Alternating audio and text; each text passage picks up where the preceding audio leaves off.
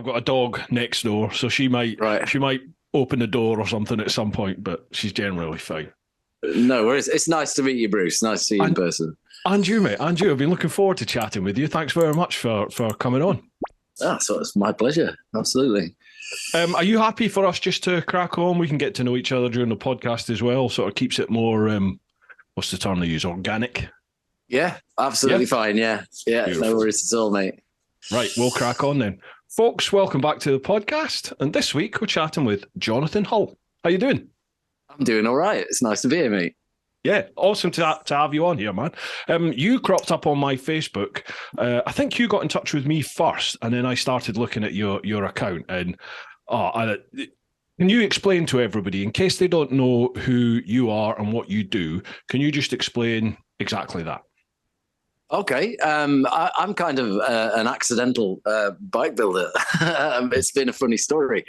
I build predominantly sort of cafe racers and scramblers, really minimal stuff. I'm very sort of minimalist in design. But yeah, sort of happened into it by accident. I always say I accidentally built a pretty bike once, and then I couldn't stop. I just kept going, and then all of a sudden I'm now at it full time. I gave up my perfectly good job for just because I needed to, and now I'm building bikes for a living. It's been a bit of a journey. Mate, I feel that. I feel like I've been in a very, very similar position. I get you totally. So let's go back a little bit. What can you talk about your previous job? Is that okay? Yeah, of course. Yeah. Right. I've often discussed my history. I've got a bit of a story. Good. Well, let's hear it. This is the perfect place for it. I'll tell you what. Actually, this is very rude of me. I haven't even said. Do you have a tipple for this evening? I do. As I've said, which is probably part of my story. I'm fully alcohol free, but I love this. I love beer. I even though I don't drink, I still love beer, and the alcohol free market's kicked off. It has, isn't it? Yeah. I mean, it used to be Caliber, wasn't it? And that was awful stuff. Rancid. Yeah. But now you can get all sorts. This is Northern Monk. It's brilliant stuff. Wow. I absolutely love it. It's like a pale ale. Okay, then, mate. Well, Slange, here's to your health. Cheers. So the story. Let's hear it. Wow. Right. Well, if I waffle, you have to let me know. You are amongst friends if you're a waffler. Don't worry. I started out as a musician, so from a really early age, I got into music, and then about when I was about 14, 15, all I wanted to be was a musician. I'm a bass player and drummer. A rhythm. I call myself a rhythm sectionist because I played Latin percussion as well. Yeah. And my parents at the time were really supportive, and I went through music college, and I've got a degree. I've got a degree in popular music and jazz from Leeds College of Music. So in my 20s, I was a professional musician. Up until I was about 30 years old. And I loved it. I mean, I'm a creative person, I guess, which is why I'm building bikes now. But it was a cracking little career, and I played with some big names and some great venues. Got me all over the place. But then the lifestyle started catching up with me, and the stuff that goes with rock and roll. Am I allowed to go into that? Of course you are. Of course, yeah. Yeah. So, I got quite bad. I got quite bad on drugs and alcohol. And by the time I was 30, I was in a real state. I was really close to, the bottom line, if you like. Gotcha. And I had to get fixed. My family scooped me up. I was living in Leicester at the time because I could get down to London and up to Leeds and Manchester and all over the place when I needed to. But it got to the point just before I was 30 that I couldn't function. Absolutely couldn't function. So my family sort of scooped me up and brought me back up here to Wakefield in West Yorkshire. And I got clean. after a struggle. You know, it wasn't easy. It was a good few years, and I got myself cleaned up. And I guess because I couldn't do that lifestyle anymore, I left it behind. And I needed to find like a conventional career. Yeah. I guess so. I ended up making use of my degree, and I trained as a teacher. I did about 5 years in total, working in schools, and then eventually trained up as a teacher, and then I became a high school music teacher. So still making use of my music, still making use of my degree, but a conventional everyday job, and I loved it. You know, I was good at it. I was really good at it. I got into management really quick, and that's when I started falling rapidly out of love with it. I did it 15 or so years, and all the politics of it, when you get into management, it's not about the teaching anymore. It's all about the league table. I won't bore you. The business of it. Yeah. Yeah. The business side of it, the league tables, the government, Ofsted, and it's wrong. I firmly believe our education system is broken in this country, and it's a shame. And that's before you get to the whole chunk of society, the whole chunk of young people that are creative and not getting the support they need, because they don't affect, the English and maths scores in a positive way. Is it still that case? Because I remember, we sound like we're similar ages. I'm 46, and I remember at school that, the creative side of things, it was there. There was art and drama, but it wasn't pushed or promoted. It was the core sciences and maths, that English, they were all pushed on you, and get yourself off to uni and, go into the oil, go into engineering. Yeah. Is it still like that? It's the same, yeah. And even with the engineering sides of things and getting people getting kids into technology, it's the same thing. All of those things have to be there in a school, but they're not prioritized, because it's English and maths results that get the school up the league tables. Wow. And now with the move to academies, and that over the last 10 years or so, it really is sort of the backdoor privatization of education in our country. It's all the schools are now run like corporate entities, and that's where the problems are coming from. And there's some very bent business going on in these big academy trusts.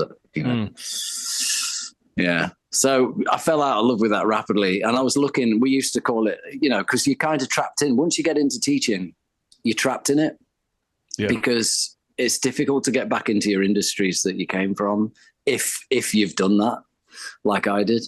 And it's difficult if you've just trained up to be a teacher, if you've gone straight from college, university into teaching, then you're not really trained to do anything else, or you're massively overqualified, for other roles, other jobs. So people feel trapped in it. But there are more and more people now that are being brave and making the move out. And we used to call it digging our escape tunnel, and I did. Yeah. So I finally escaped in Charlie Tunnel, and got out of there. Yeah. Do you know? To interrupt slightly, that again, there's probably lots of people in this who feel like they're in the same position, who've been in an established career path for X amount of years, and they do feel stuck. I know it was exactly the same in the old bill. I still have friends in the old bill who want to leave, who desperately want to leave, but they just don't feel like they've got any skill set to leave. They don't feel of value to anyone out there, or alternatively, they just think to themselves, I haven't got a skill that I could set myself up on. And, I always say to people, you just have to identify what your skill sets are and make your plan, dig your tunnel and go for it, don't you? Yeah. Yeah. That's it. I mean, it's got to be the same for the forces, because you are trained to be a specific role, aren't you? And it's very specialized. So yeah, it's difficult when you're trying to look for something else. And I tried other things. Tried to go into composition for a while. I'm quite good with music technology, and I was writing music for video games for a little bit. But that's hard. That's a tough game to get into. Right. But yeah, so found myself building bikes. Just decided one day after well, some people have heard this story before, but I went to the barber's, and I was sat having my haircut, and the hairdresser, the barber, said to me, I've just seen a bike. And I said, a motorbike? And he went, yeah, I'm thinking of just stripping it back, turning it into a cafe racer. Mm-hmm. This was six years ago now. And I said, what's a cafe racer? I had no idea. 6 years ago? Yeah. What's cafe racer? I mean, I'd ridden bikes as a youth. I was more of a mod. I had scooters when I was at music college. I was into that jazz too. Gotcha. I even did the suit and the dancing and talcum powder on the floor time. All that. Yeah. So yeah, I was a bit of a mod, but never really thought about bikes in my music career.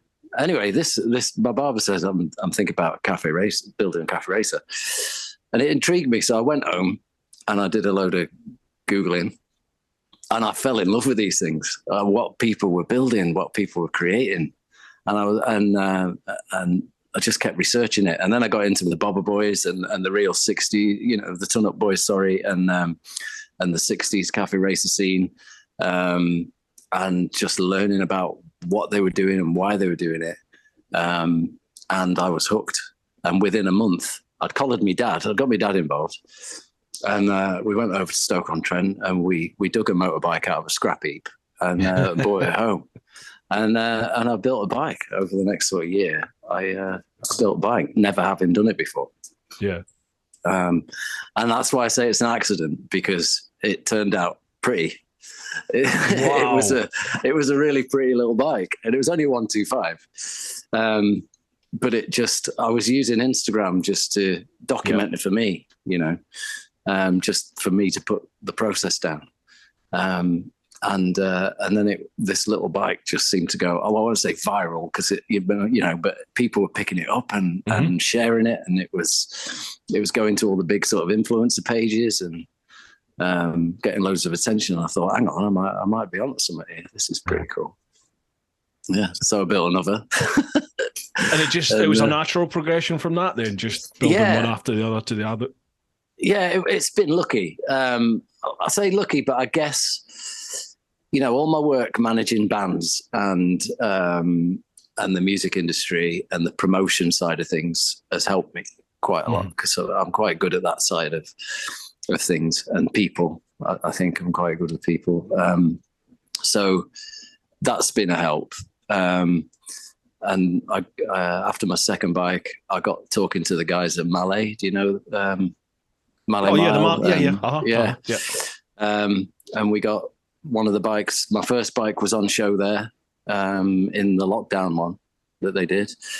And then next year I had 2 bikes on show there, and then I've been there every year for the last 3 or 4. So that's been good. So yeah, it's just sort of snowballed, and I've tried to keep it going, with the momentum, just keep at it, So it's been a mad one. So where are you at now then? Jonathan Hull Bespoke Motorcycles. Yeah, so in April last year was my official leaving date for teaching. And it coincided with the start of the tax year. And I registered Jonathan Hull and Son Limited. And then went for it, really, and started going full time. I mean, it's not easy, and it's had its, or is having its ups and downs. So it's not all roses, of course, but I'm loving it.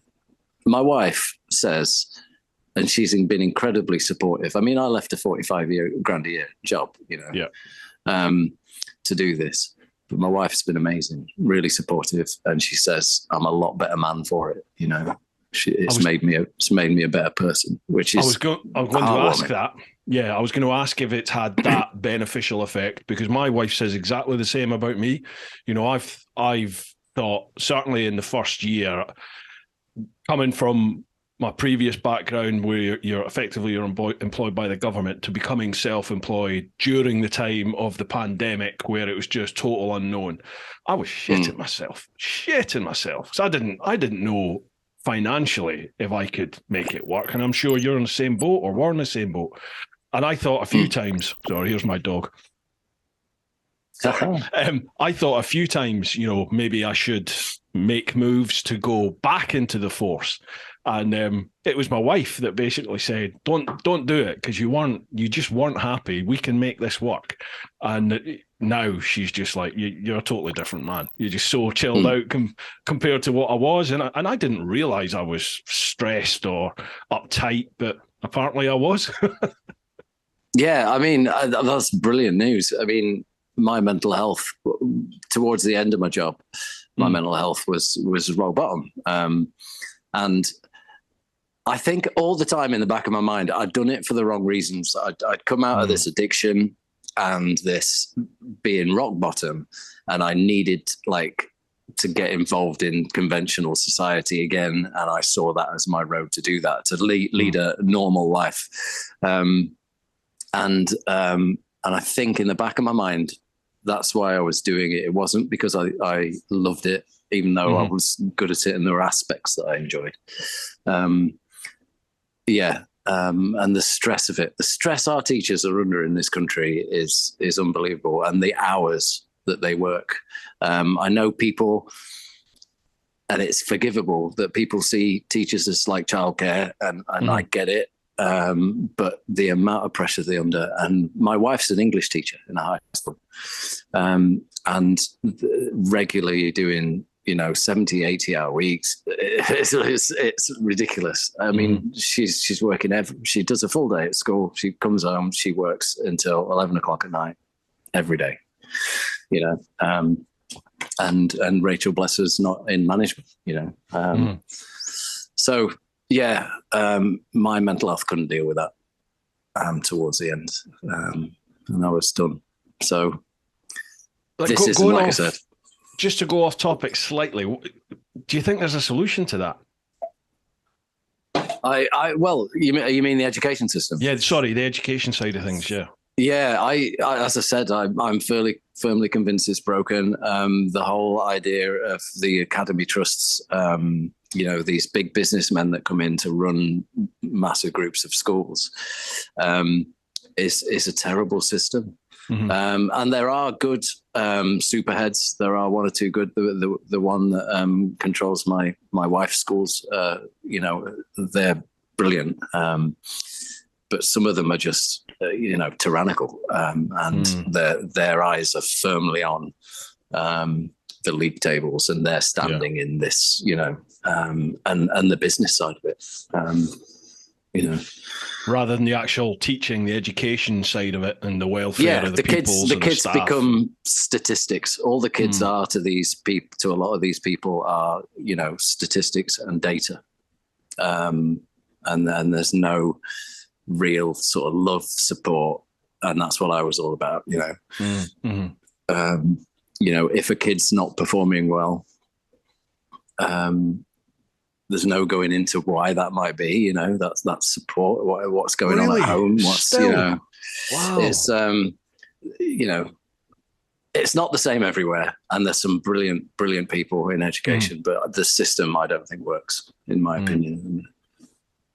I hear that from lots of friends and friends of friends who are teachers. They all say exactly the same. It's across the country, Scotland, Ireland, Wales. Everyone that I speak to who is within that environment, sounds very similar to the old bill. No one's happy. Everyone thinks the system's screwed. Yeah, cool. Wow. Yeah, years of cuts and money going in the wrong direction, which I'm sure is the same for the police force. Years and years of having money taken away, dripping down. And then instead of going to the individual schools now, it goes into the academy trusts and they decide where it's going. So if they have a flagship school that's getting them right up the table, all the money will go to them. And then, you know. So the one that's already performing, that gets all the benefit. Oh, that's crazy, isn't it? Yeah. And all the kids that aren't performing in that school get moved. Down into the low ones, you know. It's broken. Right, let's bring it back on course. Yes, motorbikes. So, back to the dream job, living the dream. So, Jonathan Hull and Sons Bespoke Motorcycles. What, as a customer, what do you provide then? So, as a customer turning up to go, "Hi, Jonathan, I want a bike." Boom. What happens? Right. Well, I based on my my original 125, I select these 125 bikes. They are 2004 to 2008 CG 125s Hondas, specifically those ones. And they're getting few and far between now sometimes. But they had the pressed steel box frame. And I love that design of that frame. If you expose it, get rid of all the plastic, it actually it's really beautiful when you saw it out. The lines are really nice. So I build those as like a stock model. So if you come into me for one of my 125 builds, that's what you get. You can either pick a scrambler or a cafe racer style. At the minute, I'm looking at developing a flat track or two, and they are pretty much the same build. It's just the stance. Customer gets to choose the tank color, the leather details, all that sort of stuff. But essentially, you get that bike that I build. So they're my bread and butter, really, and I can't make those quick enough. Wow, literally really? Can't make them. Yeah, I can't make them quick enough. And they're not cheap. You know, they're £6,500 in total, which, you know, some people remind me regularly that's a lot of money for a 125, but they are show quality bikes. You know, they're beautiful. Yeah, folks, if you're listening to this and or even if you're watching a video, if you've not seen these pictures yet on Instagram, certainly head over to Jonathan's Instagram page. There'll be links down below, or head to the website. Again, links down below, and just check them out. They're gorgeous. Oh, lovely. Thank you. So yeah, they are, you know, even though they are learner legal bikes, and I get a lot of kids or youngsters that are wanting to learn approaching me about builds. And yeah, even though they are learner legal, they're not really learner bikes. You know, they're show bikes. They every one of them, I put a great deal of care into them. They're fully rebuilt, you know, fully powder coated. Everything's perfect. You know, I don't let them out unless I'm 100% happy. And some of them just end up in people's front rooms. I've sold two or three that are just on display in people's houses, or you know, which is nice. I do build them to be ridden, but but then I got the bigger ones as well. So you can come to me for a bespoke build of your choice. And I guess I was heading into being a bit of a Honda specialist, you know, basing bikes on the older CB range, because the tubular frames are nice to work on and the engines are good. But I've recently taken on a BMW, which you can see behind me. All right, okay. So that's what's the plan there? Well, that's my show bike for this year. That's been submitted already to the Bike Shed show, even though it's not quite there yet, as you can see. So I've got a firm deadline with that. But I'm working with a friend of mine, Mark, a couple of friends, Mark and Matt. Mark runs Barnfield Customs. He's been working for about 6 years on some motorcycle clothing, and he's about ready to launch this beautiful jacket, and this is part of his promotion for that. Gotcha. So we're doing a collaboration, but there's some amazing hardware on that build. What is the core bike of that? The basic main bike behind the build? That is a 1989 K100. Gotcha. Yeah. Gotcha. And we've got a 2014, I think it is, S1000RR front end on it. Oh, wow. Yeah, and then all the Brembo kit. Yeah.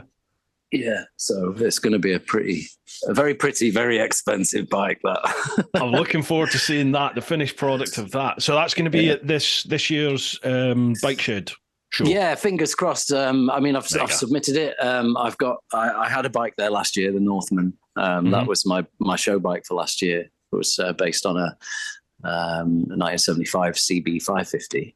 Yeah, that we put a Gixxer front end on and all that. And that was my show bike. That did pretty well, that one, last year. And then this is, you can't go 1 year without trying to get in the next, can you? So brilliant, love it. I remember now how you first came up on my radar. I did a thing with a TV show a couple of years ago, a motorbike TV show, where we were given a budget. We were given 500 quid, and you just had to get a bike, a road legal bike, and then we had to get it to the KTM off-road rally school in Wales, and then we were doing like a bike Olympics, basically trying to wreck the bikes in the off-road place. So I had a little sniff round, and a few people contacted me on the socials. And as it turns out, 5 miles down the road, a guy was selling a little cheap Chinese 125 bike, and it was MOT'd, road legal somehow, because it was a bag of poo. It was a total rust bucket. It was only, I think it's a 2016 plate. But it looked like it had been thrown in the harbour and just left. So anyway, I got this bike, and anyway, took it, got it to Wales, did the Olympics, and it's the only bike out of the three of us that actually got there, started, finished the whole thing, and then as I was riding it back to the bothy along the tracks, I was just trying to be a bit of a Billy Bollocks and, giving it some, and I snapped the chain because it only had half a link holding the chain together. So that snapped off. But I've just thought, this bike has done me, it's done me so well. I looked at it and I thought, I want to try my hand at spannering on this and learn a little bit about mechanics. And I thought, I'm gonna look at custom building a bike. So I started hunting around Instagram, just looking for custom build 125s. And I'm sure your bikes, I remember some of these bikes popping up, and I was just looking and going, oh my God, they're stunning. They're beautiful. Yeah. That's what I want. So yeah, you've been a big inspiration for me. I've not taken the leap yet to start spannering on it, but it's still a little seed in my head. That's what I want. Well, go for it. Absolutely. The 125s, I think, because I did a lot of research where to start when I was getting into it, and I'd seen there was a lot of people using CGs, but they were usually the older ones with the tubular frames, and then I stumbled across Thomas at Benzin Cafe Races. And I fell in love with his bikes. I mean, he was a massive inspiration and became a very good friend of mine. And we talked quite a lot. He helped me out because I was learning, and he very generously, offered his time. And his bikes were beautiful. And I had pictures of them around my workshop. And I was referencing things, and, I wanted my bike. I didn't want to make a copy of his bike. I just used his as references to how am I going to do that? How do I get my seat to sit like that? And then just sort of went for it. And there was a lot of YouTubes involved, and reaching out to people on Instagram and talking to builders and getting advice. I couldn't have done it. I couldn't have done any of this without this big pool of this big community of builders on social media. And it seems like a very supportive little world, the custom bike build world. It seems to be really not insular, but you all seem to help each other out. Absolutely, yeah. And we're passionate about that, I think, especially the sort of the core group I'm in. I know very clearly I wouldn't be here if people hadn't have kindly offered their time and advice to me. So we try and pay that forward, all the time. And we bumping into each other at shows and stuff. And there's some guys like with Thomas. I mean, I'd known him on and off for 4 or 5 years, just talking on social media. But then we both had bikes for the first time at the Bike Shed show last year, and we met in person, and that was quite cool. Hoping I'll see him again this year. Yeah. Do you know Struan remotorcycled? Oh, absolutely, yeah. He's a good boy. And Al, And Al, Bushido, Ewan, Shugley Shed. I mean, these guys were all Shugley Shed Motors, all amazing. And what a lovely little group. And then that group's got bigger and expanded, and Struan's doing some amazing stuff. He's refitting his house at the minute, isn't he? He has, yeah. He said he's taking a bit of a back. What's the word? He's taking his foot off the bike build stuff because he's sorting his new home out. Good lad. Yeah. Sorry to interrupt, folks. I will be quick. It is sponsor shout-out time. We are sponsored, as always, by Ultimate Add-ons. Bit of a blurb to read out for them.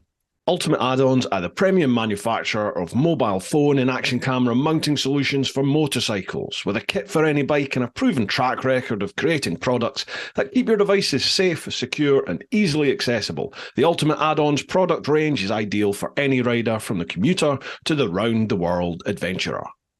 Why shell out on an expensive GPS system when you could use your smartphone, keeping it charged and within easy reach to take photos of your travels at the same time?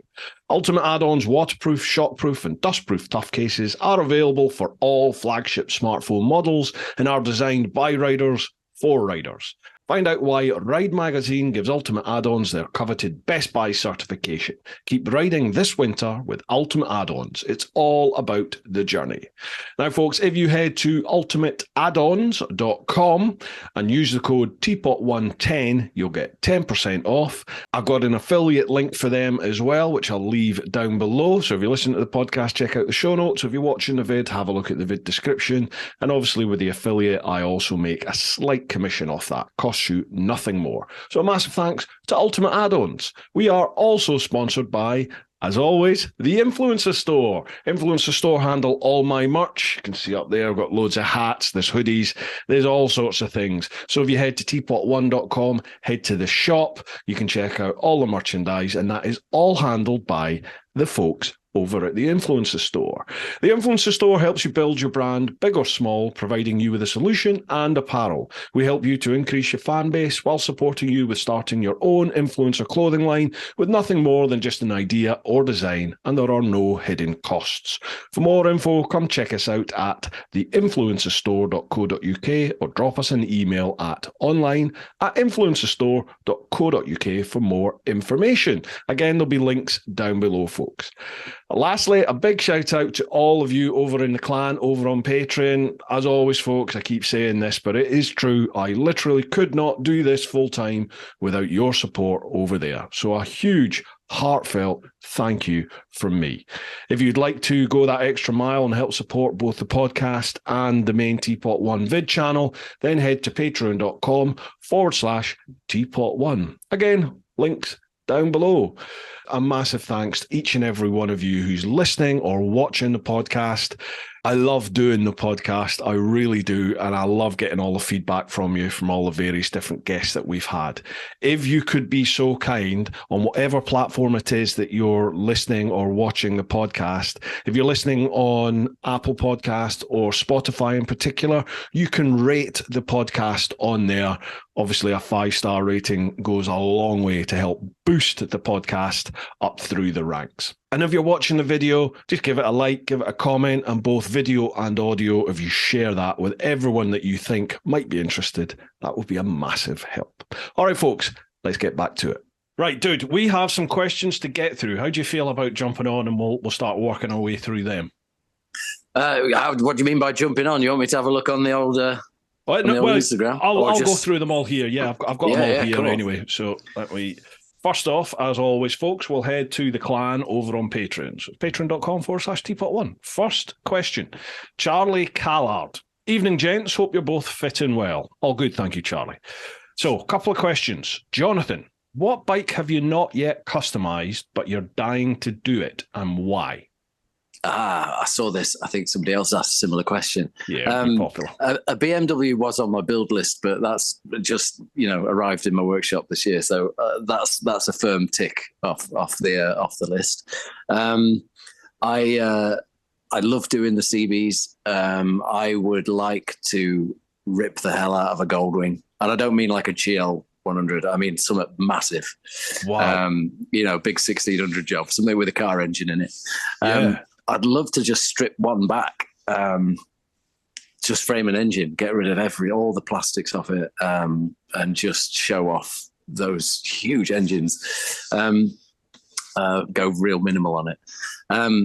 So yeah, that's up here on my tick list as a big goal. Somebody ring. must have done that, have they?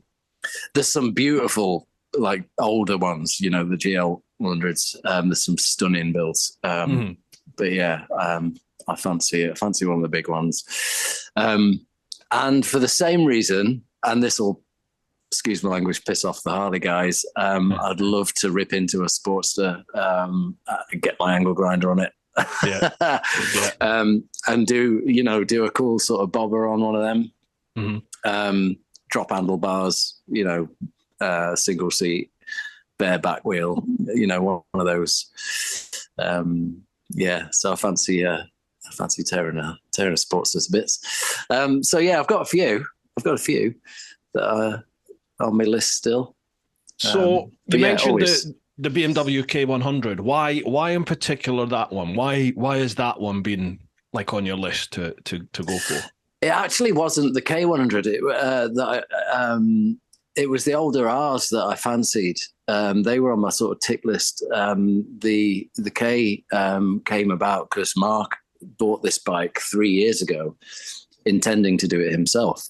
And it was going to be his project. And then 3 years later, it had not done anything. You know, it was still sat there. So they got in touch with me and we had a chat, and they said, could you finish this project for us, or start it, really? Bless them. He put up a post the other day that said it's moved more in 3 weeks than it has in the last 3 years. So that's been ace. I wasn't intending the K, but I love it already. I mean, the engine on them and the drivetrain is a stunning bit of kit. It's like, you know, with the Hondas, it's like Honda obviously had a ton of engines and they just slotted them into frames. So they built bikes and then they put engines in them. BMW clearly had the engine first then. And went, let's build a bike around this thing.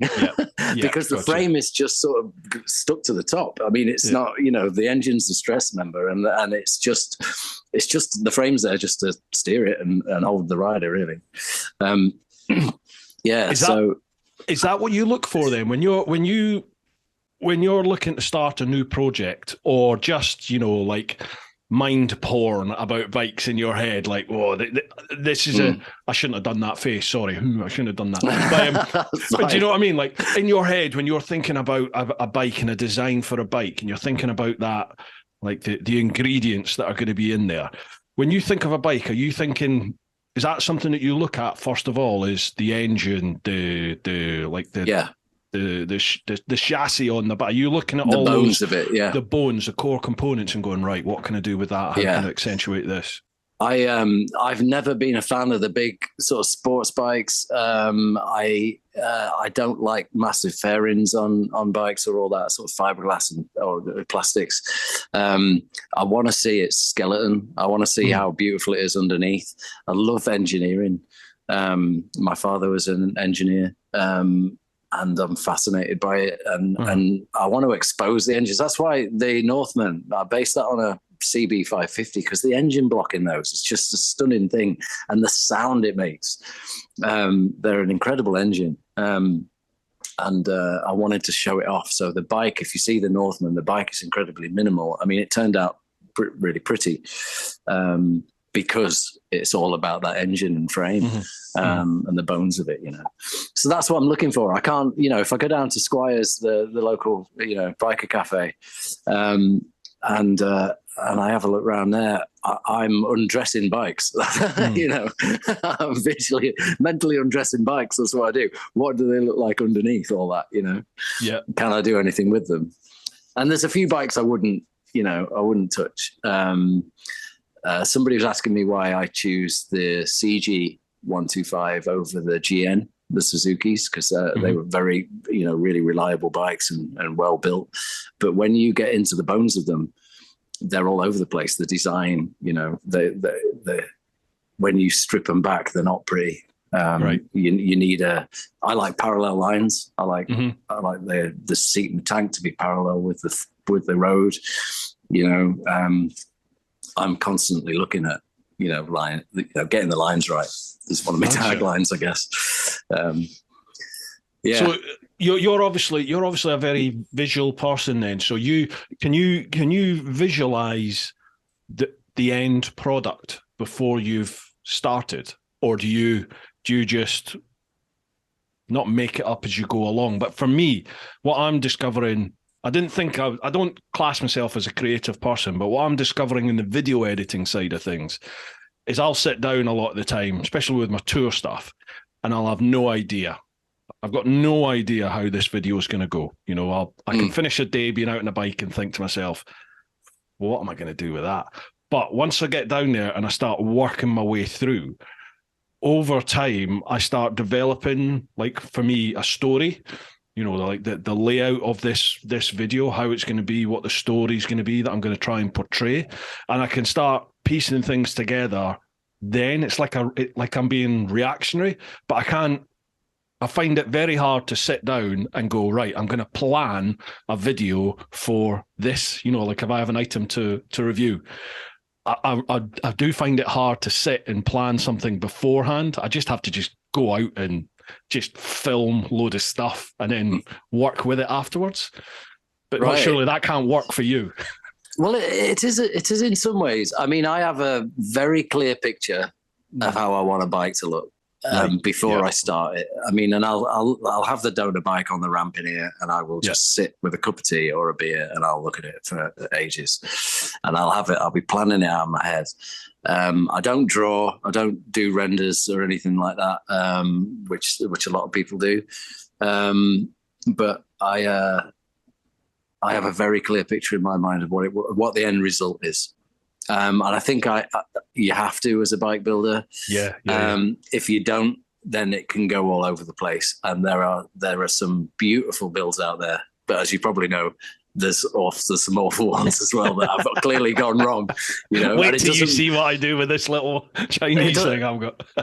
Yeah, and I think as I did when I first started, I thought very naively it was just a case of hitting eBay, getting a load of like custom parts, bolting and bolting them on, and it very quickly became clear that that's not how you do it.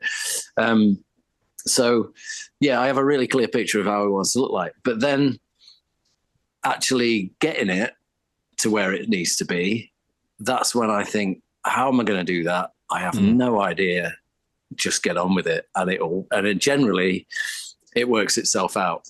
Mm-hmm. Like if I've got a really complicated subframe to do, or frame modification, and I've done some epic ones, you've cut off the bike to bits.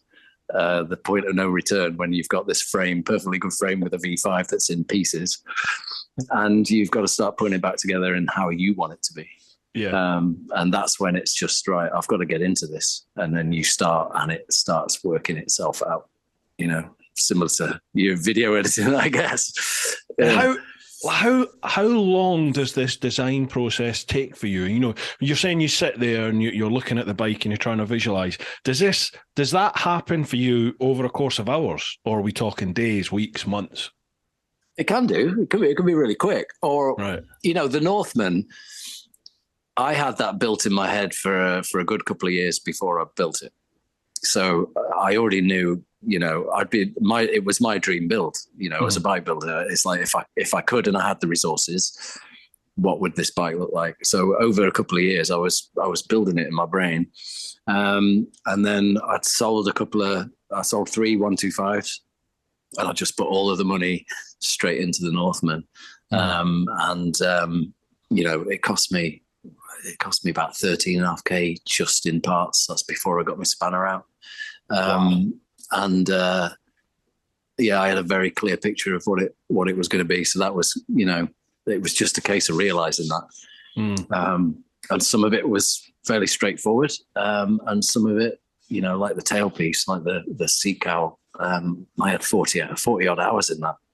I could have gone and found a fiberglasser and say, can you make me this? Mm-hmm. But typically I wanted it in steel, and I wanted to do it myself. So there was about 30 something pieces of steel in the seat cowl. It was like a hand hammered jigsaw, wow, all welded and blended in, you know. That must be such a good feeling when you finish the project, when you finish a bike and you step back and go, yep, that's what was in my head. Boom, there it is. And you know all the blood, sweat and toil that it's taken to get to where that is now. That must be a great feeling. That's exactly it, and why I love it. Why I got so into metalwork is because the idea of creating something out of nothing. Yeah. You know, you've got a flat sheet of steel in front of you. Can I make that into something beautiful? Often no. Often the answer is no, you're an idiot. But sometimes you go, yeah, you know, that's pretty good, you know.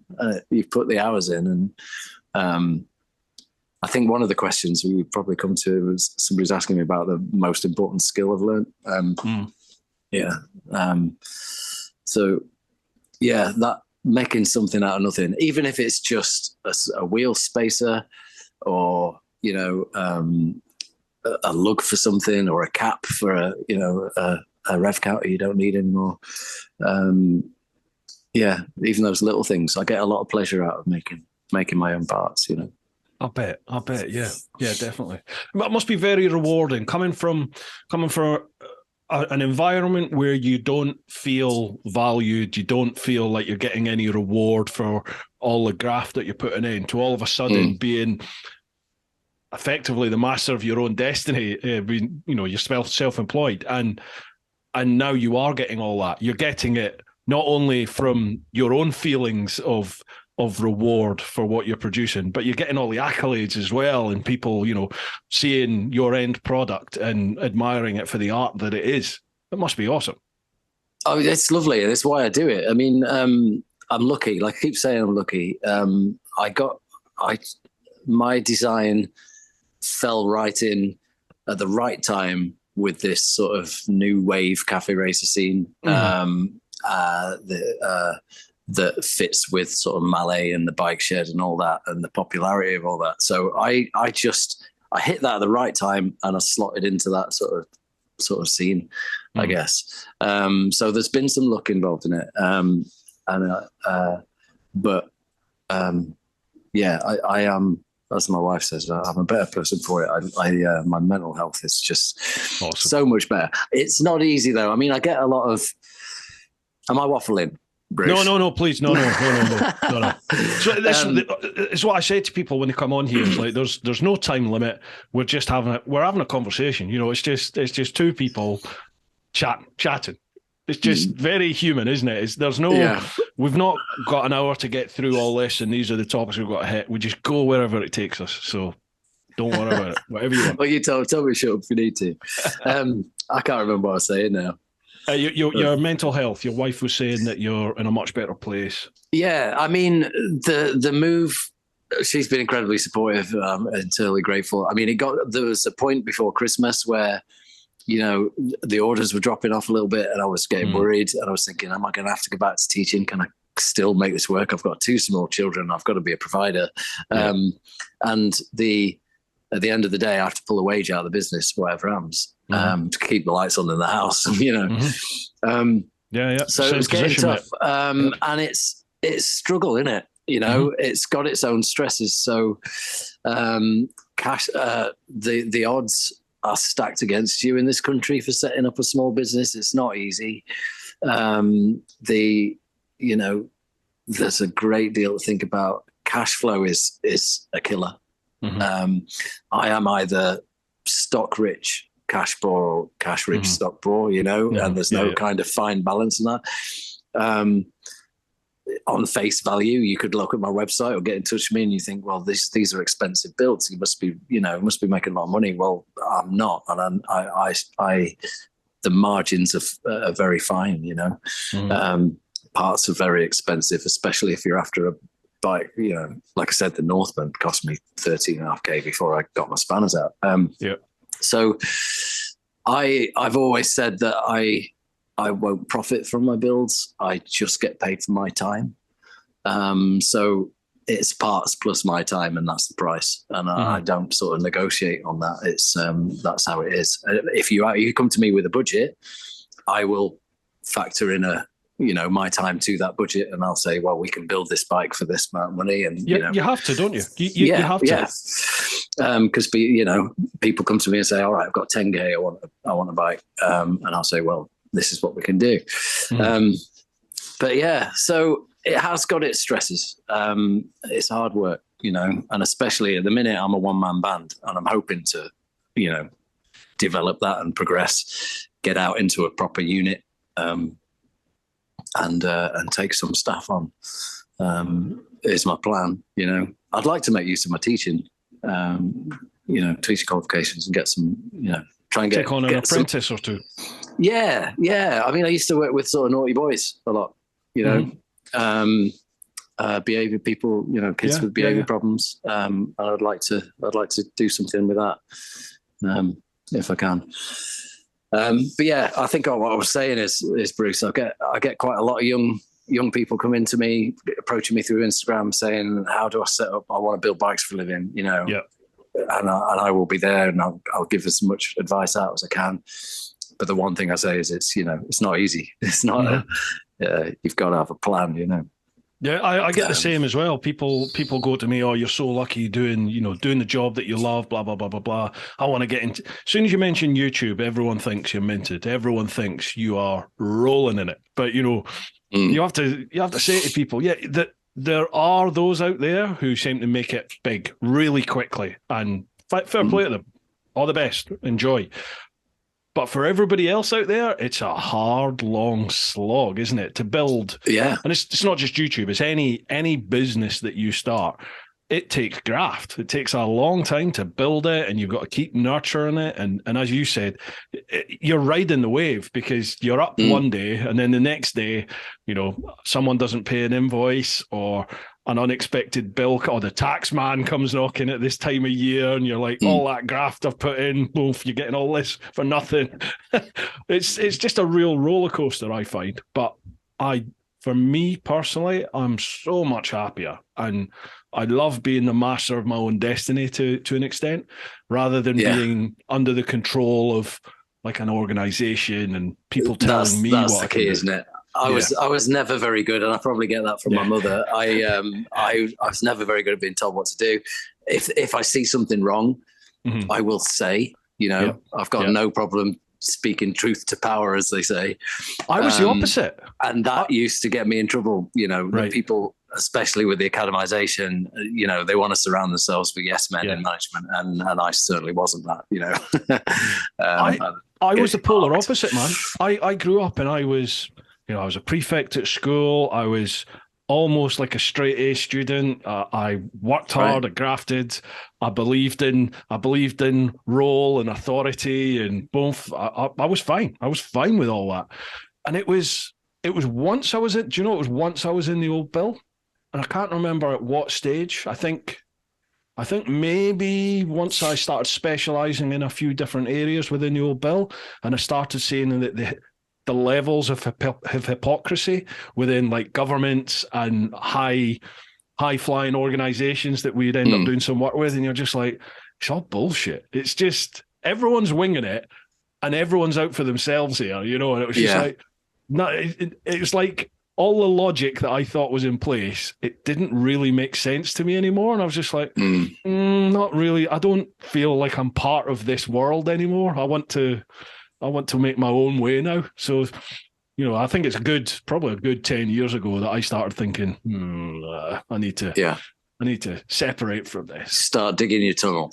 Yeah, exactly. I love that. Yeah, that analogy, digging my tunnel. Yeah, for sure. I think, I'll mention it. We've been almost an hour. I'll mention it. It was the world trip. I think that really sealed the deal for me. It was just getting out there and meeting people and just seeing what real life was like, rather than being in my little bubble that I'd spent a lot of time in, and sort of, I don't know, just that was my little world. It was nice to step out of that. Yeah. That's something I'd love to do. I mean, that's on my bucket list. I want to do some riding, proper riding. This might surprise you. I don't currently own a motorcycle. I am building bikes. I get to ride beautiful bikes for a short time before they go to the customers. So there's no better feeling, I don't think, for me than riding a vehicle you've built yourself. I mean, that is, it's scary as hell for starters, especially the first one, because you're doing 40, 50 mile an hour down a road and you're wondering whether you tightened up the back wheel sprocket. But so shakedown's quite scary, but it was such a feeling of riding the bike I'd built for the first time. I was thinking, oh my God, this thing works, and it's cool. Can do it. But I would love to, I'd love to spend some time riding and go on a proper, adventure. That is definitely on my bucket list. It's the freedom in it. That's what every biker tells me. What do you love about motorbikes? It's the freedom. It's just being out there, And it's whether you're just going focused to the calf or going to the shops, or you're heading to Dover to head across into Europe and beyond. It's just that feeling. I love that feeling. Every time I jump on a bike, I don't care if I'm just popping 2 miles down the road into the town for something, but I get that feeling. Just the freedom, the horizons in front of you. If I wanted, I could just go. No problem. And you are 100% engaged in that. Totally. You on a motorcycle. Yeah. You get in a car, you're in a bubble. You can, when you're on a bike, you can't play with the radio. You can't drink a coffee. You shouldn't be on your phone, but plenty people do. You can't do that on a motorcycle or you're dead, You have to be absolutely 100% engaged in the road and the experience that you're having at that time. And that is freedom, isn't it? That's it. You live it, you smell it, you breathe it, you wear it, you feel it. Yeah. Every second of it, yeah. Absolutely.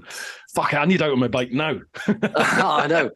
But yeah, people come to me and say, why motorbikes? And then, because some people look at you like, oh, they're dangerous, aren't they? Well, maybe, but because of everybody else.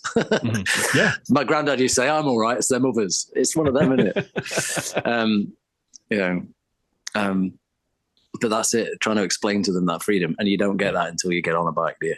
No, not at all. Until you've done it. You don't get it till you've done it. And I get messages like weekly. I'll get emails or DMs through socials from people going, I just want to say thanks. I'm a 40-year-old person, a 56-year-old person. I've got to the stage in life, never ever ridden a bike. I came across your channel, started watching the vids, and I thought, I'm going to do it. And they've done their CBT, their direct access, whatever it is.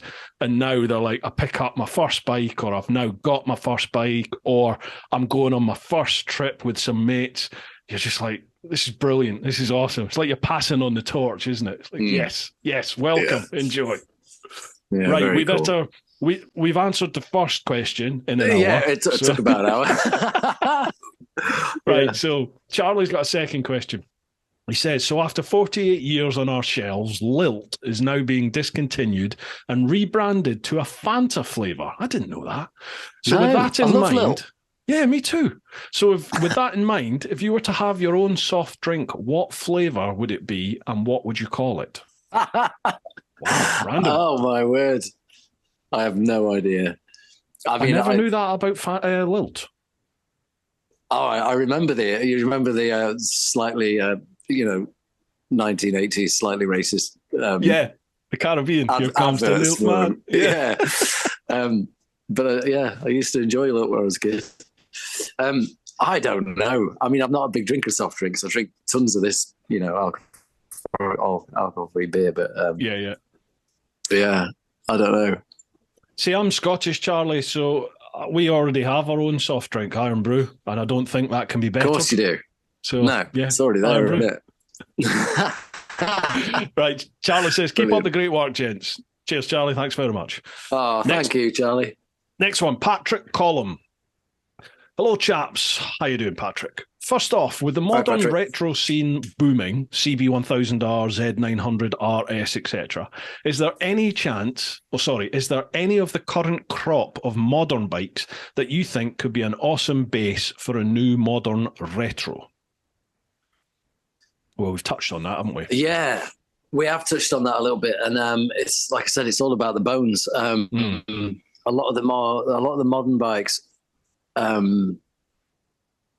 they the frames, you know, either they're cast aluminium or they're steel, but they're very half box, half tubular, and sometimes I can tell straight away if I want to have a go at that. You can customize anything, if you've got a mind to it. If man can build it, man can mend it, change it, as they say. But yeah, there's nothing. I don't know, nothing that springs to mind with that. Apart from the Goldwing, but the big Goldwings. Yeah. You've got to. You can have a crack at any bike, I'm sure, but you've got to look at the bones of it, as I've said. You've got to imagine it, check out what the frame looks like underneath. Do a bit of research and see what you can match to your skills, your skill set. I jumped into the deep end with my first calf because it was pressed steel box frame and not tubular. It would have been way easier to hit a tubular frame to modify.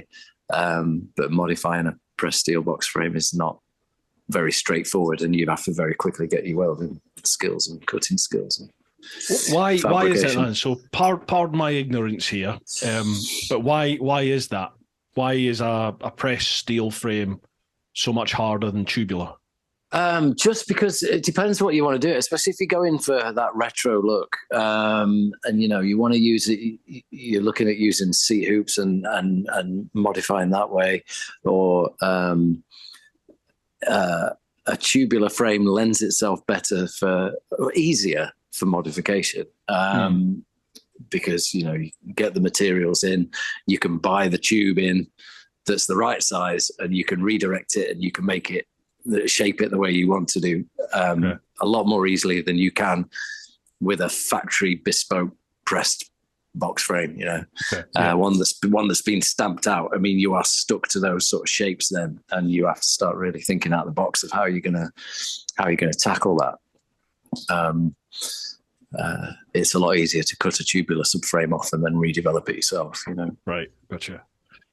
Are there unwritten rules within the custom bike scene then about what is and what isn't acceptable to do? Like, could you just take the engine out of that Beamer behind you and then scrap everything and just take the engine and then hand build the chassis and all the components? Would that be acceptable, or would that be like a different genre? Yeah, within absolutely. The custom scene? And on where I want to go, I have my good friend and mentor, Bob Moore. He's in his 70s now. He's been building motorbikes for years. I'm so lucky to have him. He lives like a mile. His unit is about a mile from my house, and he probably gets sick of it because I rock up all the time. Can you help me with this, Bob? Bob. But what that guy doesn't know about building motorcycles isn't worth knowing. He builds competition trials bikes for the pre-65 scene. And he bases them on Tiger Cubs. Right. But he has Triumph Tiger Cub engines, and that's about the casings are about the only original thing about these bikes. He takes the engine, he's re-engineered the entire workings of those engines to get an absolute maximum power out of them, and then he builds the bike around that, and he makes his own frames for them. And these frames are stunning. They're oil-filled frames, so the frame itself becomes the oil tank for the engine, and they are perfect, absolutely beautiful things. So I'd like to get into, building entire frames. Maxwell Hazan, find him on Instagram, creates these amazing builds around engines, completely bespoke. So yeah, that's somewhere I'd like to go. And that's complete freedom as a builder, is building your own frames, I'm sure. So will that come down to money, time, all those things? Money, time, skill set, yeah. Gotcha. Building a frame is a complicated business. You have to get, I'm lucky that Honda figured out all of them, all of the engineering mathematics that go into the frames that I built, I modify. And most of my modifications, though a lot of them are structural, most of my modifications are for the overall design.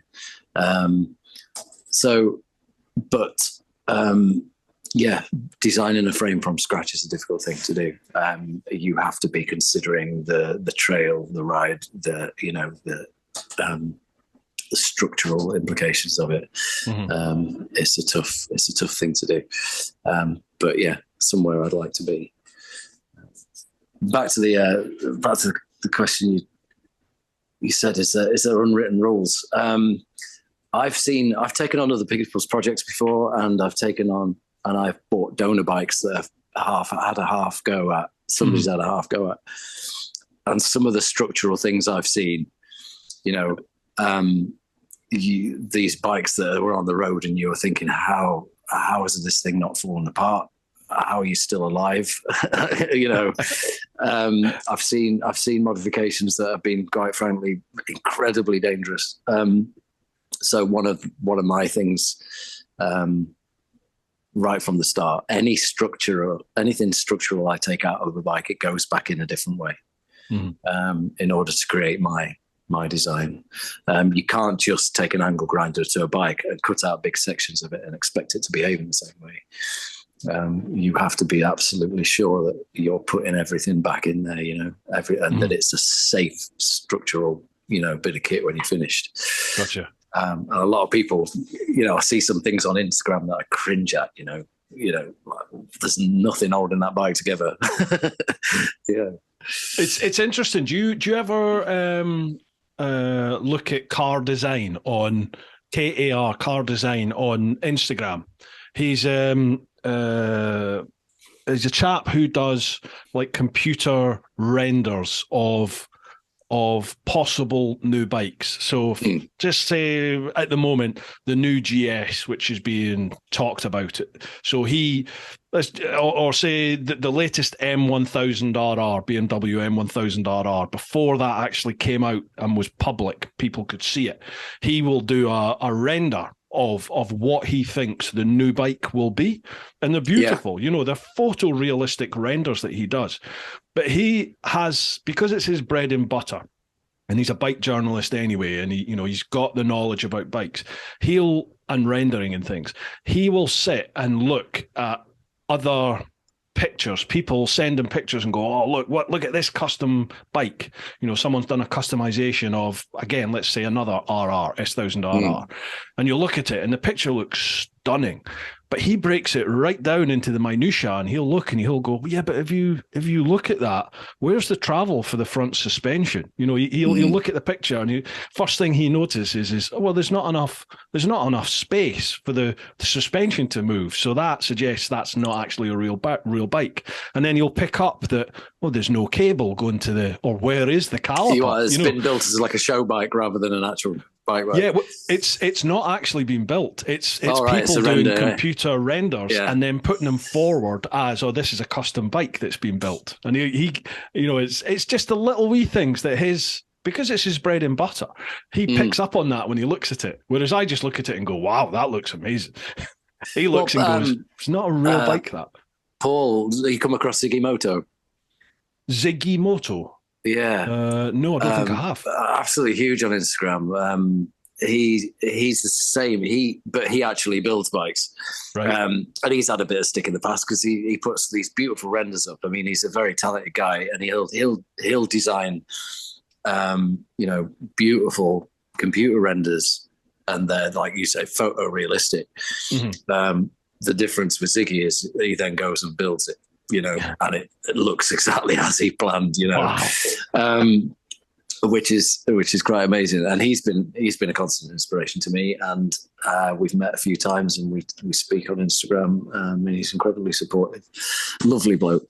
But yeah, back to the thing of looking at a bike and thinking that can't be right. I mean, I've been working on CB 750 for what seems like forever, because we had problems with engines and parts, and the customers had a very fixed image of what he wanted it to look like. So that's been a bit difficult for me because I've not got to just go and build the bike I want to build. I'm working with the customer to try and make the bike he wants, which is brilliant. But he wanted a great big, he wanted the tire about an inch away from the seat at the back. You know, we'd seen these things on Instagram where the tire was real close and low riding, you know, and I was like, well, I can get it as close as I can, but I'm not giving you a dangerous bike back. You know, the only way to do that would be so much preload on the back suspension. It'd be like riding a, you know, hardtail. Bar. Yeah. Or, you know, it's going to bounce off, the back tire is going to bounce off the seat every time you go over a speed bump. So we've got it as close as we can without it being dangerous. But, you know, you've got to think about those things. So like say, they've got to be safe, roadworthy. It's your reputation, though, isn't it? If they go out and something happens and it's aligned to a fault with the bike or a design fault with the bike, that's your reputation, isn't it? You got to protect that. Patrick says, second, so today I found a pack of limited edition Opal fruits, Starburst as they are now, same brand as America. However, I love the YFZ750R Boost branded bike, as well as the Lucky Strike Suzuki RGV 500. What old-fashioned brand or style do you think looks great? And if you could, would you bring it back? Golf. I'd like the Gulf colours, you know, the orange and the green, and I'd love to do a bike with that. I said at the start that I don't like bikes with fairings on, like all the sort of 80s, 90s plastics. But I would like to do sort of a classic TT bike. I've been talking to a guy, a coach builder, a really talented young coach builder called Toby Southern. Find him on Instagram. He's absolutely amazing what he does with steel. He's gone into the art world now, so he makes sculptures. He worked on cars all his life, family business, and now he's developed that and he's gone into creating these beautiful art pieces. And I was talking to him about, you know, getting on board and would you be interested in a collaboration at some point? And he seemed up for that idea. But I'd like to do a bike like a classic sort of, you know, 60s TT bike. Yeah. That classic fairing look with a modern sort of twist on it. All in, you know, hand hammered steel, properly coach built, you know. So it'd have to be a big bike because it'd be heavy, wouldn't it? But yeah, I'd love that idea. And those old classic racing colours, you know. I'm a bit of a fan of Castrol, so it'd be nice, you know, to have a sort of the Castrol liveries, perhaps. You know, there's old Mike Hailwood bikes, you know, those Hondas. Yeah. There's one that jumps to my mind straight away, and it's not a classic. You know, it's fairly recent, within the last 10 years. It was the Swan Yamaha R1 in BSB. Do you remember seeing that? The yellow, you know, Swan lighter fluid. Oh, Swans. right, yeah, of course. Oh, it was gorgeous. I think Tommy Hill rode it, actually. But I just remember looking at it and thinking it harped back to the old days, the 80s, early 90s, when you had Marlboro and all that sort of stuff. Yeah. The old sort of racing styles. That one just looked beautiful. I wanted that bike so much. That R1, it was gorgeous. Yeah, there's something about those racing liveries that does push a button with me. So at some point, it's almost like it harps back to the like the good old days, you know, like the raw days of racing. Yeah, absolutely, yeah. But before the business got in, and it was just, you know, you had the Barry Sheens and people like that careering round. Well, I grew up talking about Barry. One of my earliest memories of motorcycles was I grew up in Coville, I was born in Leicester. Which is why I'm a Leicester City fan, believe it or not, even though I'm a Yorkshireman. So I was brought up in Colville, which was a stone's throw away from Castle Donington, and every Saturday, Sunday, we'd hear the bikes going around, and my dad would say, "Oh, Barry Sheen's off again." Yeah, them old days. But yeah.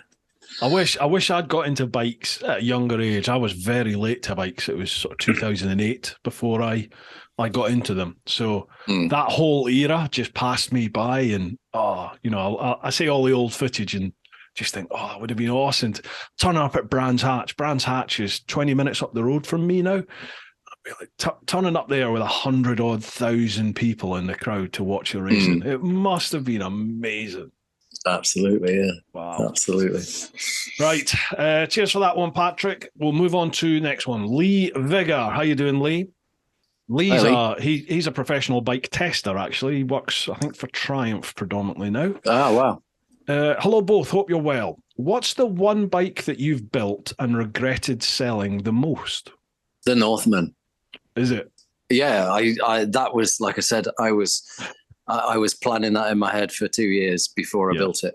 I built it quickly, because I started it in January and it was done for the bike shed in May. So it was a quick build, but it was my perfect bike. And all the way through it was, it's a business. I have to run this bike, as a business. It needed to pay for itself. Mm-hmm.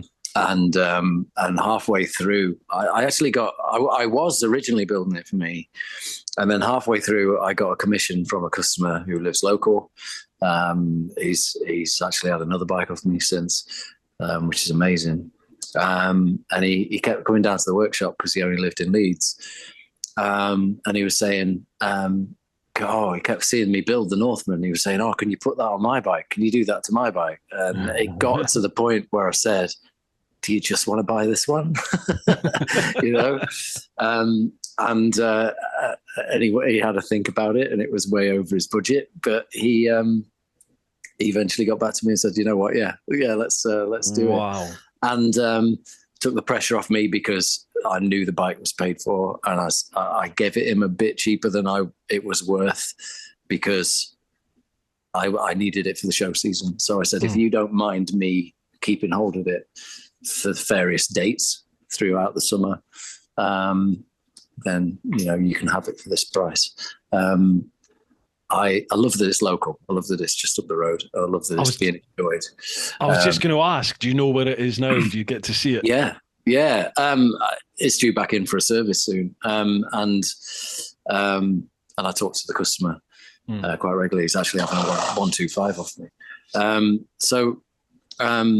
It's nice. He says it's on display. He's got a garden house and it's on display. And he tells me all about what people tell him about it when they come and how people love it. Awesome. It was a beast. I mean, I'd had a full race in D&M Engineering in Nottingham. Did the engine for me, rebuilt it for me. And they do a lot of TT bikes, classic TT bikes. They're so busy down there. And they did a full race spec job on the engine. And then I got rid of the stock carbs and I put 2 big Mikuni carbs on it. So 2 into 4. And then the exhaust was 4 into 1, 4 into 2 into 1. It was a beast. I mean, you could hear the induction roar off the carbs. You throttled it. And I said to him, I said to the customer, be careful. These are slide carbs. It's all or nothing. This is like this bike's like an old 2-stroke. Yeah, it's like a bull. It's like it is all or nothing. There's no cruising on the Northman. It's not a happy run around. It's like no. And he took it out for the first ride, and he thought, he was brushing me off, going, "I know how to ride bikes. I know he's a cocky guy," which was ace. But he took it out, and he lifted. He throttled it coming off a roundabout and the front wheel went up. And he says he's never been so scared in his life. I mean, we were getting 55, 60 horse on the back wheel, and it's a light bike, the old 5. And I'd taken half the weight out of it. It was completely stripped down, So all the weight I took off it and what I'd done to the engine, And he said he had to pull over at the side of the road. He was shaking for about 20 minutes. have a little word with himself. But yeah, it was so much fun. The short time I got to ride it, it was so much fun, and it sounded amazing. So there's your answer, the Northman. I wish I could have kept awesome. it. But... No hesitation there whatsoever. Yeah. Lee's got a second question. With UFOs being shot down everywhere, do you think they are aliens? If not, what do you think they are? It brings me back to the motorcycle thing. If there is life on Mars, it'll be riding a R100. You used to see them all the time when you're a bike builder. Oh, not another BMW. So what was the question? Do you think there are aliens? If not, what do you think all these UFO things are that are being shot down? Is this reference to the Chinese spy balloons? I think the Chinese spy balloon is like a crescendo of a lot of recent activity in this UFO world. Right. It just seems like there's more and more and more. Evidence is the wrong word because it's not evidence, but there's a lot more stories coming to the fore of this. This is another. We don't know what this like. There's a lot of military footage now coming to the fore. Yeah, I mean, this footage. The global, technology at the minute where you hear about everything, don't you? Yes. I think I used to be into this. I used to be into the alien thing and the conspiracies and all that. Guess when I'm getting older, I don't think about it so much. I think we'd be very incredibly small-minded to think we were the only planet in the world, in the entire expanse of the universe that happens to have life on it.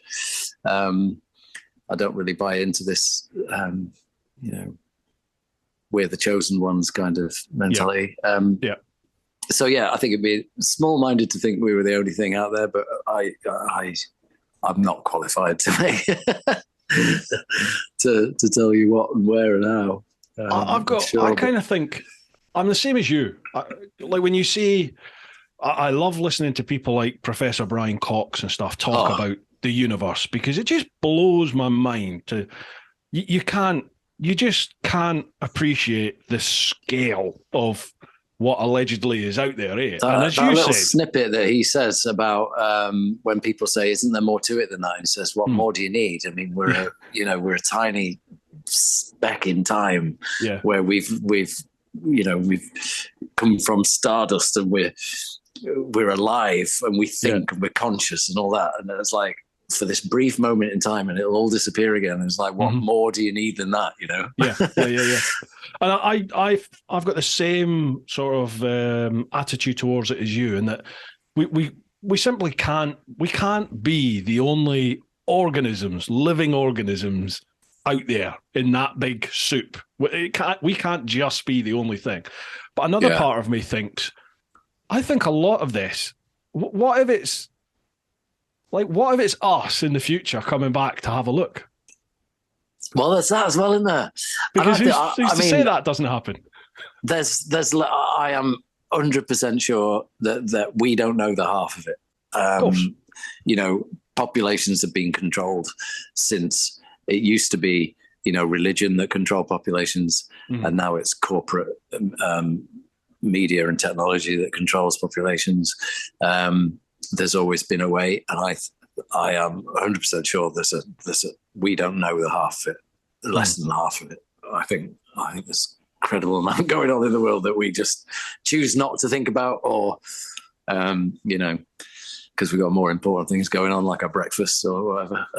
This is it. We're very easily distracted, preoccupied with other stuff. Just ridiculous, mundane bollocks, which we seem to focus our attention on. And I totally agree with you. I think that there are people, organizations out there who are very aware of that, and they're very clever and know what strings to pull in order to focus all of our attentions on other things, so that we're not looking over here. Yeah, we're not rebelling. Come over in here. Yeah. If keep us scared and in our houses, and we're not out on the streets rebelling, and that's always been the way, hasn't it? Like I said, it used to be religion that did that.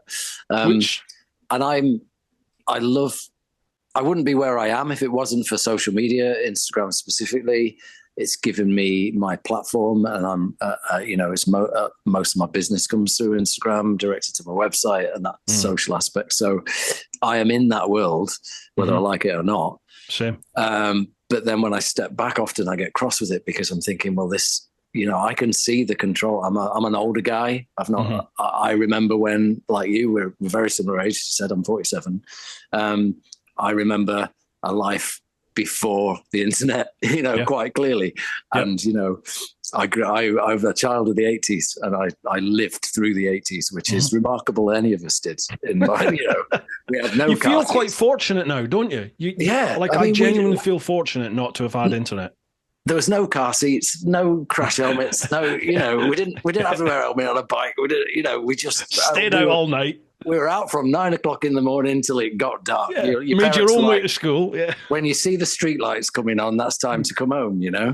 Go have dinner at your mate's house. What was that guy? I heard. Don't get arrested. Don't get molested. Come home. When the lights come on. We grew up like that, didn't we? Yeah. So yeah, I think because of that, I have a very sort of, suspicious view of it, and I can step back and I can think, right, this is control. I mean, you look through your Instagram feed and you're being sold stuff. You're being told how to act, and the endless self-help, gurus that posting crap you don't need to know. It's just full of people putting them on a pedestal saying, no, this is how everyone needs to think, behave, and survive, and yeah. I loved social media when it first came out. I remember a girl I was seeing at the time. Sorry, Mrs. Teapot. I remember this girl telling me, "Oh, are you on Facebook?" And I was like, "What's Facebook?" And she told me about it, and I was like, "What are you, 12?" And then obviously I got myself on it, and I loved the fact that it would be me and you communicating over great distance. Like I could be at the other end of the world and I could chat with you, and you could have direct correspondence with the real people from different places, and you heard what was going on from them. Absolutely. And I loved it. It was like, yes, knock off all the the news and the media that feed you all the bullshit. We're dealing with real people one-on-one here. But you see it now, don't you? And exactly all that's happened is that old school world has now worked it all out eventually that, okay, we just start utilizing this now, and we'll do everything that we used to do, but we'll do it here, and it's instant and it's direct and it's got and arguably reach. A lot more effective than it used to be as well. Totally. Because now it gets us all questioning everything now. I look at stuff now and like, I look at it and go, okay, but is it true? What's the source? Who are these people? What other stuff have they done? You have to start doing a lot of fact checking yourself now. Do you think we know too much as society? I mean, like 100 years ago, through history, you just start to focus on you, your family, your survival. Now we're filled with everything. I mean, all over the world, we're just, it's got a mental health point of view. We're stressing about things. I think that's difficult. Rightly yes. so. It's the human brain ready for all this information? I think it's funny. I think it's good to be worldly wise. Is that the right word? Yeah. It's good to have an appreciation about different countries and different cultures and what other people are going through and what they're doing. And at the moment, there's poor folk out in Turkey and Syria. What's going on over there? It's I think it's important for us as a species, as people, to have that empathy for others and to realize how fortunate you are to be in. Certainly for me, how fortunate I am to be in my position. Other people listening to this, they might be, they might be in horrible situations and going through hell at the moment, and absolutely, they might not feel very fortunate. I get that. I understand that. But yeah, I think, as you said, we're seeing this mental health epidemic. Like everyone's got PTSD apparently now, which I'm not playing it down, because everyone deals with stress in different forms, don't they? But it used to be, it was only the military that got PTSD, wasn't it? Yeah. And it was like, now everyone's got it, you know, like, blooming hell, their favourite show gets cancelled off the TV, and all of a sudden people apparently are struggling to deal with that. So it's, I just, in my head, I'm like, it almost plays a lot of things down, doesn't it? I had this conversation with my wife the other day. I mean, it's difficult. We've got two small children, and you know, are going into this world.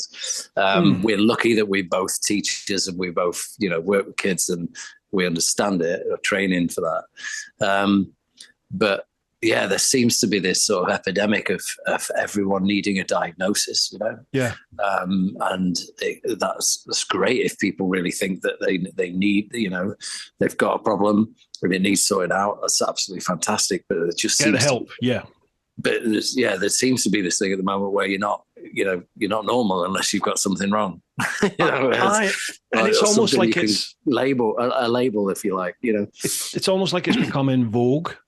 You know, to not have an issue. That I don't want to play these things down, because, as you said, if you do have an issue, if you're not happy, then by all means go and get the help for it. But it does.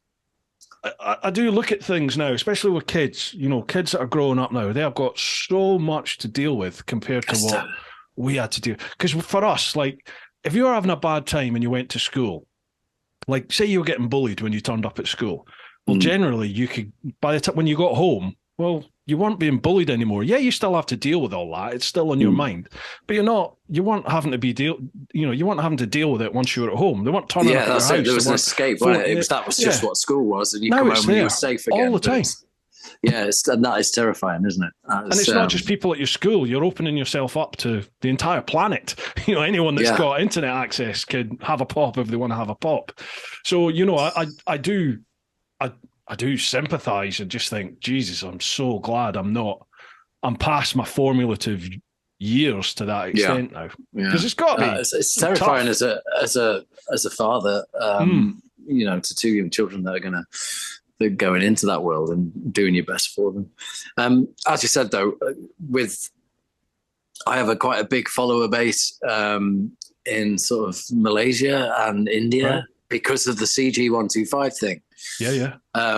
Big scenes out there for, you know, customizing and stuff, and I get so many people getting in touch with me, you know, and from all over the world, and that is amazing. That is amazing when you can talk to somebody, just, you know, and help them.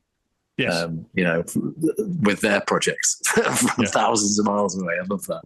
Yeah. When you utilize the technology and social media for the good things that you can do, it's an amazing tool, isn't it? The impact you can have and other people can have on you, irrespective of geographical location, and the reach that you can have, it's awesome. And I really do think social media it's the gift and it's the curse, isn't it? At the moment, it seems to be like that. It's a yin and we'll all get our heads around it at some point, no doubt. I think, yeah. We're gonna, and things are all happening so much quicker now, aren't they? That it already feels like the whole, to use the term, this woke period that we've been going through. That almost feels like that's on the turn now, and people are starting just to level out, and you know, we're not going too far one direction, and we're starting to bring things back. And okay, right, let's identify what we need to here and sort it all out. It's human nature, isn't it? We'll sort it out. Yeah, hopefully. Yeah. And that all came from the aliens conversation. I was just about to say, how the fuck did we get onto that from aliens? Have you ever had a conversation with Alan from Kilted Bushido? Because it runs very similar to this. You end up just going off. Yes, I have done. We've just had a little, you know, like a video chat a couple of times, especially during lockdown and stuff. You just you all of a sudden chat about stuff.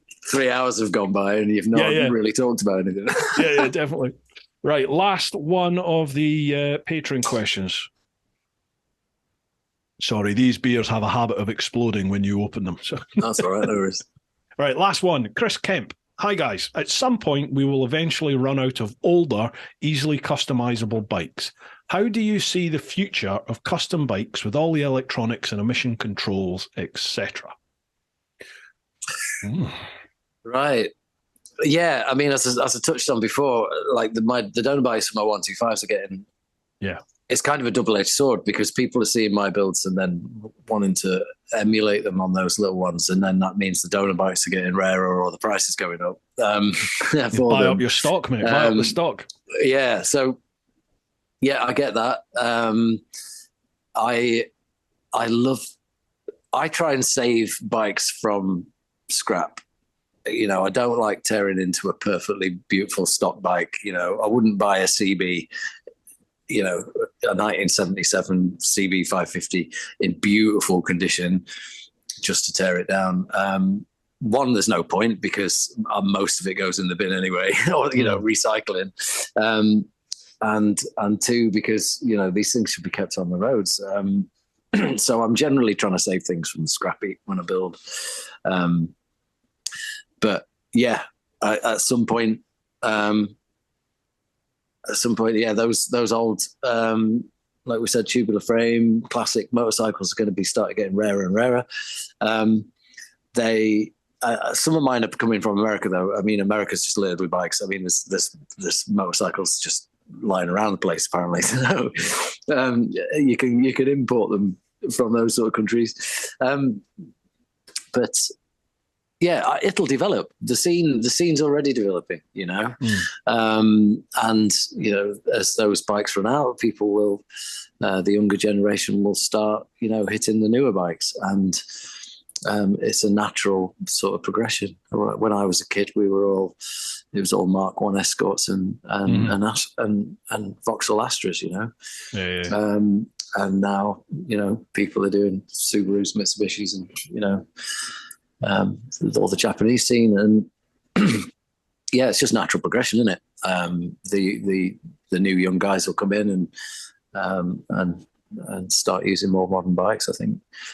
Do you see? But as far as the what technology goes, sorry, go on. No, go on, mate. Sorry, there's a wee delay there. Apologies. I mean, one of the reasons the Northman was so expensive was the technology in it. It had the full sort of Motor Gadget Blue system in it, so I'd taken out all of the stock hardware as a complete lithium-ion, electrical system in it, GPS tracking, alarms, the whole shebang, all controlled by the little Motor Gadget computer, keyless ignition. You could even turn the ignition on from your phone.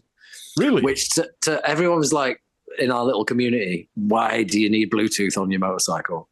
And I was one of them. I was saying, Ross, you should put your phone in your pocket and go. You don't need that on your bike. And I said that very loudly in our little community. And then I'd built the Northman. I'd booked it in for to be tested. Why can't I remember what that's called? MOT? No. MOT? To have the carbs done and tuned, and I guess completely gone blank. Anyway, I booked it in. This guy was like £500 an hour, and I booked it in. I'd taken it all the way to North £500 an hour. £500 an hour. This guy was, and I'd booked him for the morning, and I got there, and I was already about 10 minutes late, and I'd left the keys at home. No. And I was like, oh my God, what are we going to do? And then I suddenly had the realization, it's all right, I've got my phone in my pocket. So we spent all day. Just looked at you. What? We spent all day tuning these carbs with me starting it off my phone. Oh, on the dyno. You're talking about putting it on the dyno? Yeah, there you go, right. Dyno. I don't know why that word, yeah. It's been bugging me while you were talking. I was like, we spent all day dyno testing this, and I was just starting and stopping it from my mobile phone, which was brilliant. So that was the answer. Yes, that's when you need it. I'm like that, with keyless bikes. I always thought, don't be ridiculous, but now obviously I've got the big GS and it's keyless and it's amazing, and I love keyless now. But what I really don't like is things like some of the Triumphs and the KTMs. They're keyless ignition, but you need the key to open the petrol tank, the petrol cap. And I'm just like, yeah, so it becomes that's really annoying. Yeah, it's just I've got to get. I only have to put my hand in my pocket and get the key out. But I'm like, I don't need the key for the ignition. Why have I got to get the key out? Yeah, well, the Northman had this thing where you could program it at distance. So you walk up to it and you get within 1.5 meters of it, and it all lights up for you. Wow. Which is cool. You're not legally allowed to start the vehicle from your phone in our country. Right. I think there is technology out there that you can do that. You can start from, you can be 100 yards away and start your bike in the car park. But it's all lit up, ignition on, which is pretty cool. I didn't know they had that in bikes. Wow. Every day's a school day. Right, that is all the clan questions. Thank you very much, everybody that left the clan questions. Thank you. We've still That's got, cool. There's a load of Instagram and a couple on Facebook. Are you okay for time? Yeah, fine. Cool. Do you need a toilet break or anything? I'm all right for the moment, but I am 47, so Yeah, no worries. Right, we will fire over to Instagram, so that's at TeapotOne Insta, and obviously I will leave all of Jonathan's links down below as well. Okay, first question. That's Gus at Man Cave Makings. Oh, I like Gus. He's off on his travels around the world, isn't he? He is. He's a top fellow, isn't he? He's been on as well. Really good, nice lad. So Gus says, "Fit like in, lads." So he's ask Bruce what that means, Jonathan. First question. Can you describe the time or moment you knew you were a bike guy? And looking back at that time, how does it feel now to have a business building bikes the way you want? Right, that's difficult. Because like I said, I've been on two wheels since I was young. As far as I was a bit of a frustrated mod, I guess, and I had scooters, and I loved that. That's when I sort of got into the fact that, the freedom of it, even though they were small capacity bikes. But then when it really hit me this time was, like I said, about the whole idea when I was building my first bike was I'd be on my way to work and I'd be thinking, I can't wait to ride my bike down this road. Or, I'm going to go here and then go there on it, and getting on it and taking it out for its first ride and knowing that I'd built it and it was working. That's the moment that I went, right, I'm doing this now. This is all I want to do. That's when I fell in love with it. Absolutely. And now, how does it feel now to be living your dream? It's amazing. I feel incredibly privileged. It is massively hard work. It's 24/7. When I'm not building a bike, so I'm thinking about them, or I'm maintaining my social media presence, that side of the business. So it's all encompassing. Is that the right word? Mm-hmm. My family have completely bought into it as well. We go to the Malay Mile every year as a family, and the kids love it. My wife loves it. She likes the music. Oh, that's good. Festival side of it, and the community is amazing. So yeah, it's brilliant, and I feel incredibly privileged to be, relatively sort of successful in it at this moment. And I don't take any of it for granted. It's a privilege, and I absolutely love it. Does that answer the question? Are you a control freak as well? Do you? I am. Something I've certainly identified since going full time at this, in that, I want to write the theme tune, I want to sing the theme tune, I want to play the theme tune. People have said to me, why don't you get somebody in to help with the edits? And I'm like, it would really help, because I've got a massive backlog of editing, and it takes me a long time to do it. But I just can't relinquish the control side of things to other people. Well, that's it exactly. Yeah. I know I need to get somebody in to help. I need somebody that can be stripping donor bikes and doing those sort of jobs. But to allow me to get onto the building and the fabrication and all that, I'd find it very difficult to pass that off, because I'm a builder. I'm not a businessman. I'm not in this for the money or the business side of it. I'm in it because I want to build bikes, and I love building bikes. And I have a vision that I need to create, and that's what that's the joy for me. I'd find it incredibly difficult to pass that on to somebody else.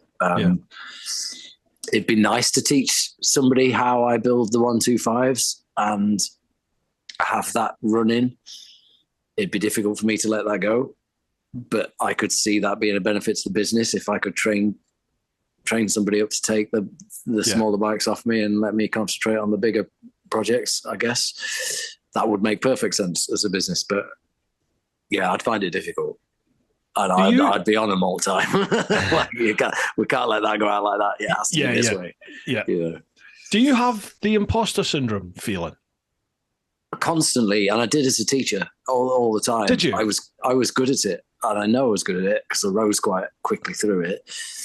But yeah, I'm a chronic sufferer of imposter syndrome. I feel like I'm going to get found out as a fraud all the time. I'm the same. Like, does this guy actually know anything? Especially it's because a lot of my peers in this business have been doing it forever, and I'm relatively new to it. Like I said, I'm just lucky I built a couple of good bikes. Absolutely. I think everybody does a little bit, don't they? I don't think anybody's really. Do they? Like, it's something I've wondered about, because I get people asking me, on the editing side of things, that they ask, well, how could you do a vid or some tutorials on how you edit, or like, how do you plan tours? How do you pack for you to, all this sort of stuff. And in my head, I'm just like, well, I just wing it. I'm just winging it. I'm just self-taught, and I don't feel like I'm any good in particular at anything. And I'm winging it. And it's like, there's got to be somebody else out there more qualified. Yeah, you clearly are. I mean, I'm the same. I taught myself through building my first bike. I completely taught myself. And you're gonna get to that question in a minute, I'm sure. But and as I said before, when even though you got a clear image of the bike, the process of how to get it to that image is sometimes, well, I've just got to start and see where it goes, Yeah.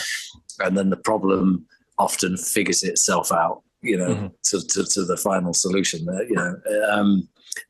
The final look of the bike. So there is a lot of that. But I've always been that if, I've had this thing, if you don't ask, you don't get. Mm-hmm. You don't reach out to people. If you're stuck on something, somebody will be kind enough to give you time and help. Yes. And I'm often on the phone to the people, on Instagram, or getting in touch with people to see, I just need another set of eyes on this, or how would you do this?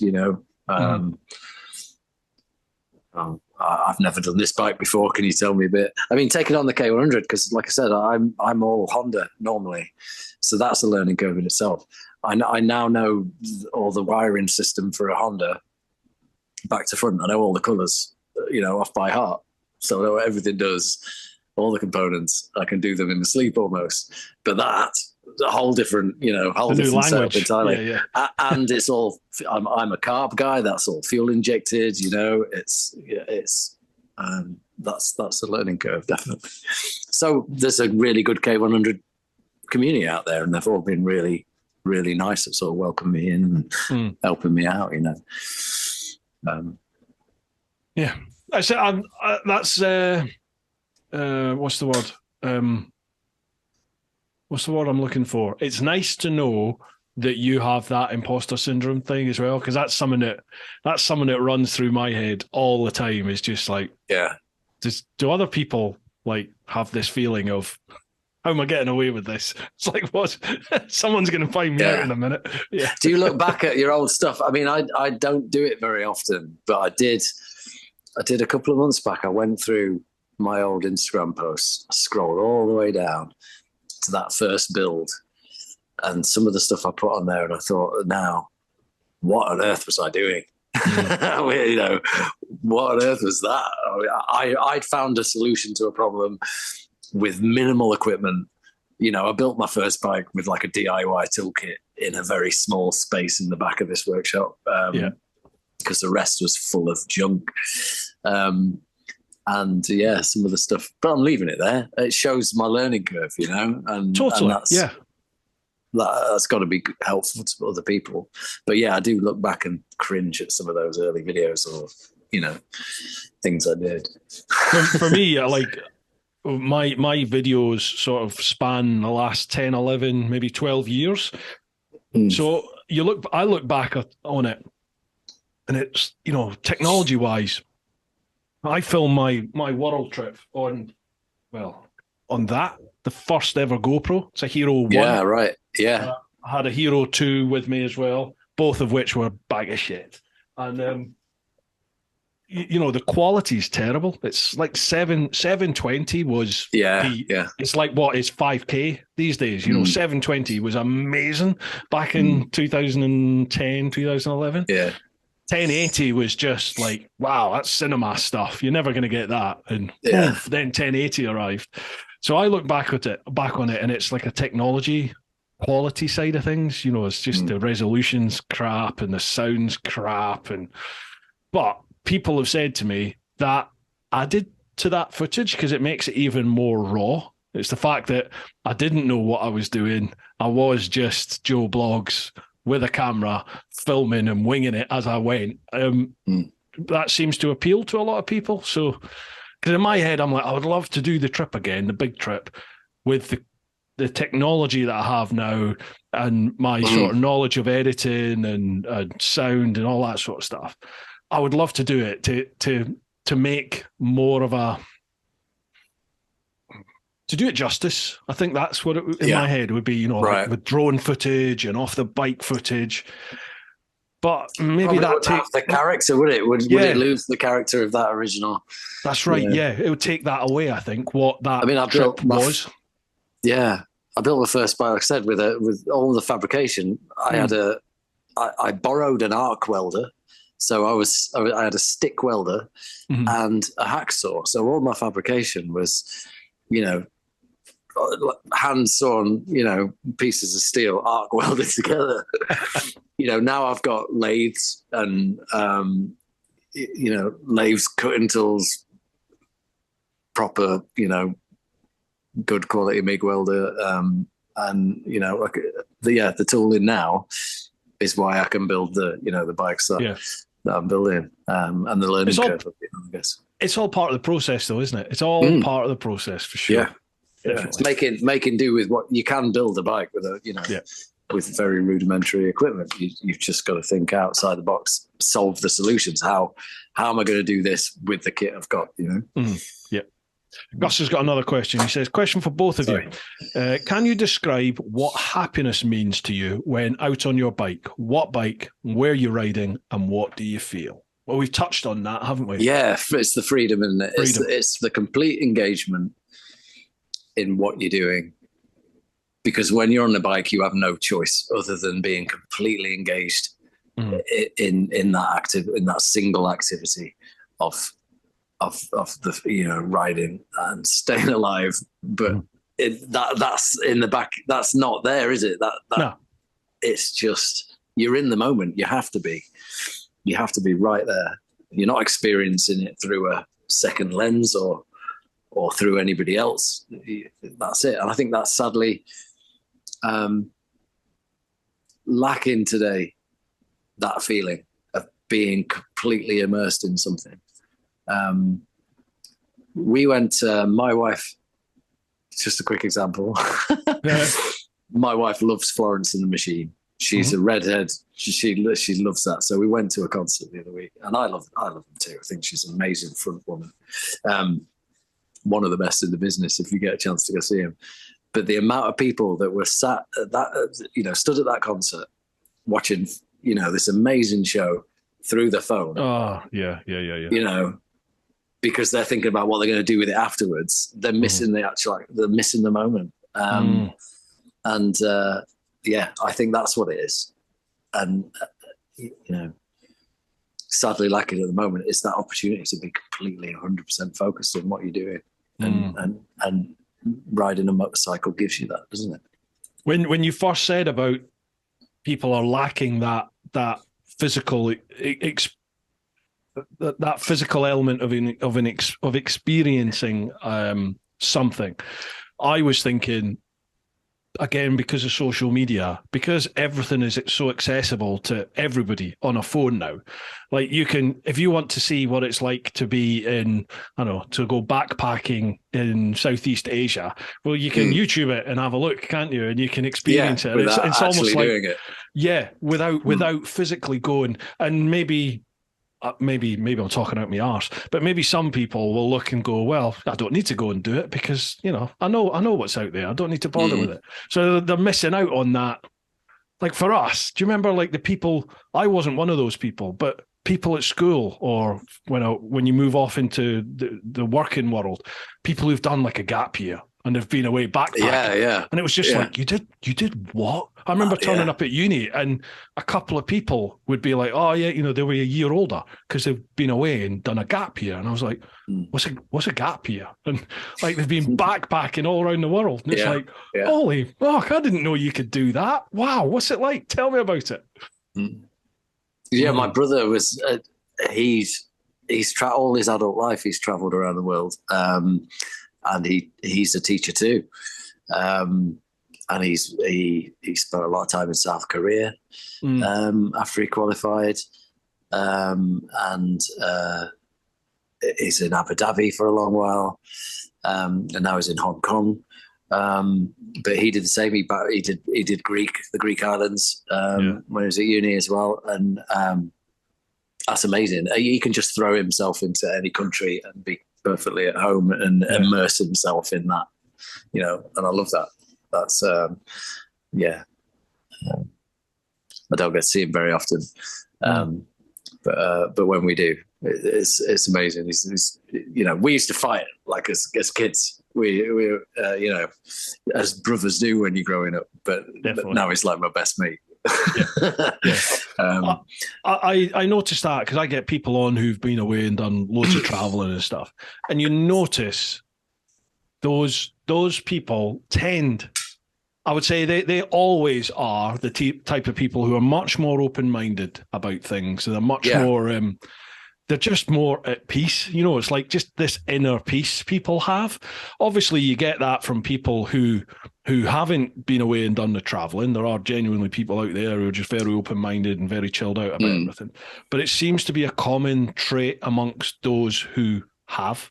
And like I said to you, I was not this person before I traveled. I was the polar opposite. I was very uptight, very withdrawn, very I was a laugh amongst my own friends, but I was selective as to who I allowed into that group. I didn't trust people particularly outside of my little circle. Whereas now I'm an open book now. Maybe too much of an open book. I don't know, but yeah, I don't know what my point was from that. But it's an education, isn't it? Traveling around the world, meeting new cultures, immersing yourself in that. Is massively character building, isn't it? And something everyone should try and do is to push themselves out of their bubble and go and see. I was lucky that we travelled. My parents took us all over the place when I was young. We went some great places. Africa, we were at Kenya. I mean, you struggle to go to Kenya nowadays. Because of the troubles, but we went at a time where it was a beautiful place to be, and I fell in love with it. We were in Mombasa, and going on the safaris, and and experiencing the people and all that. And we didn't do the typical.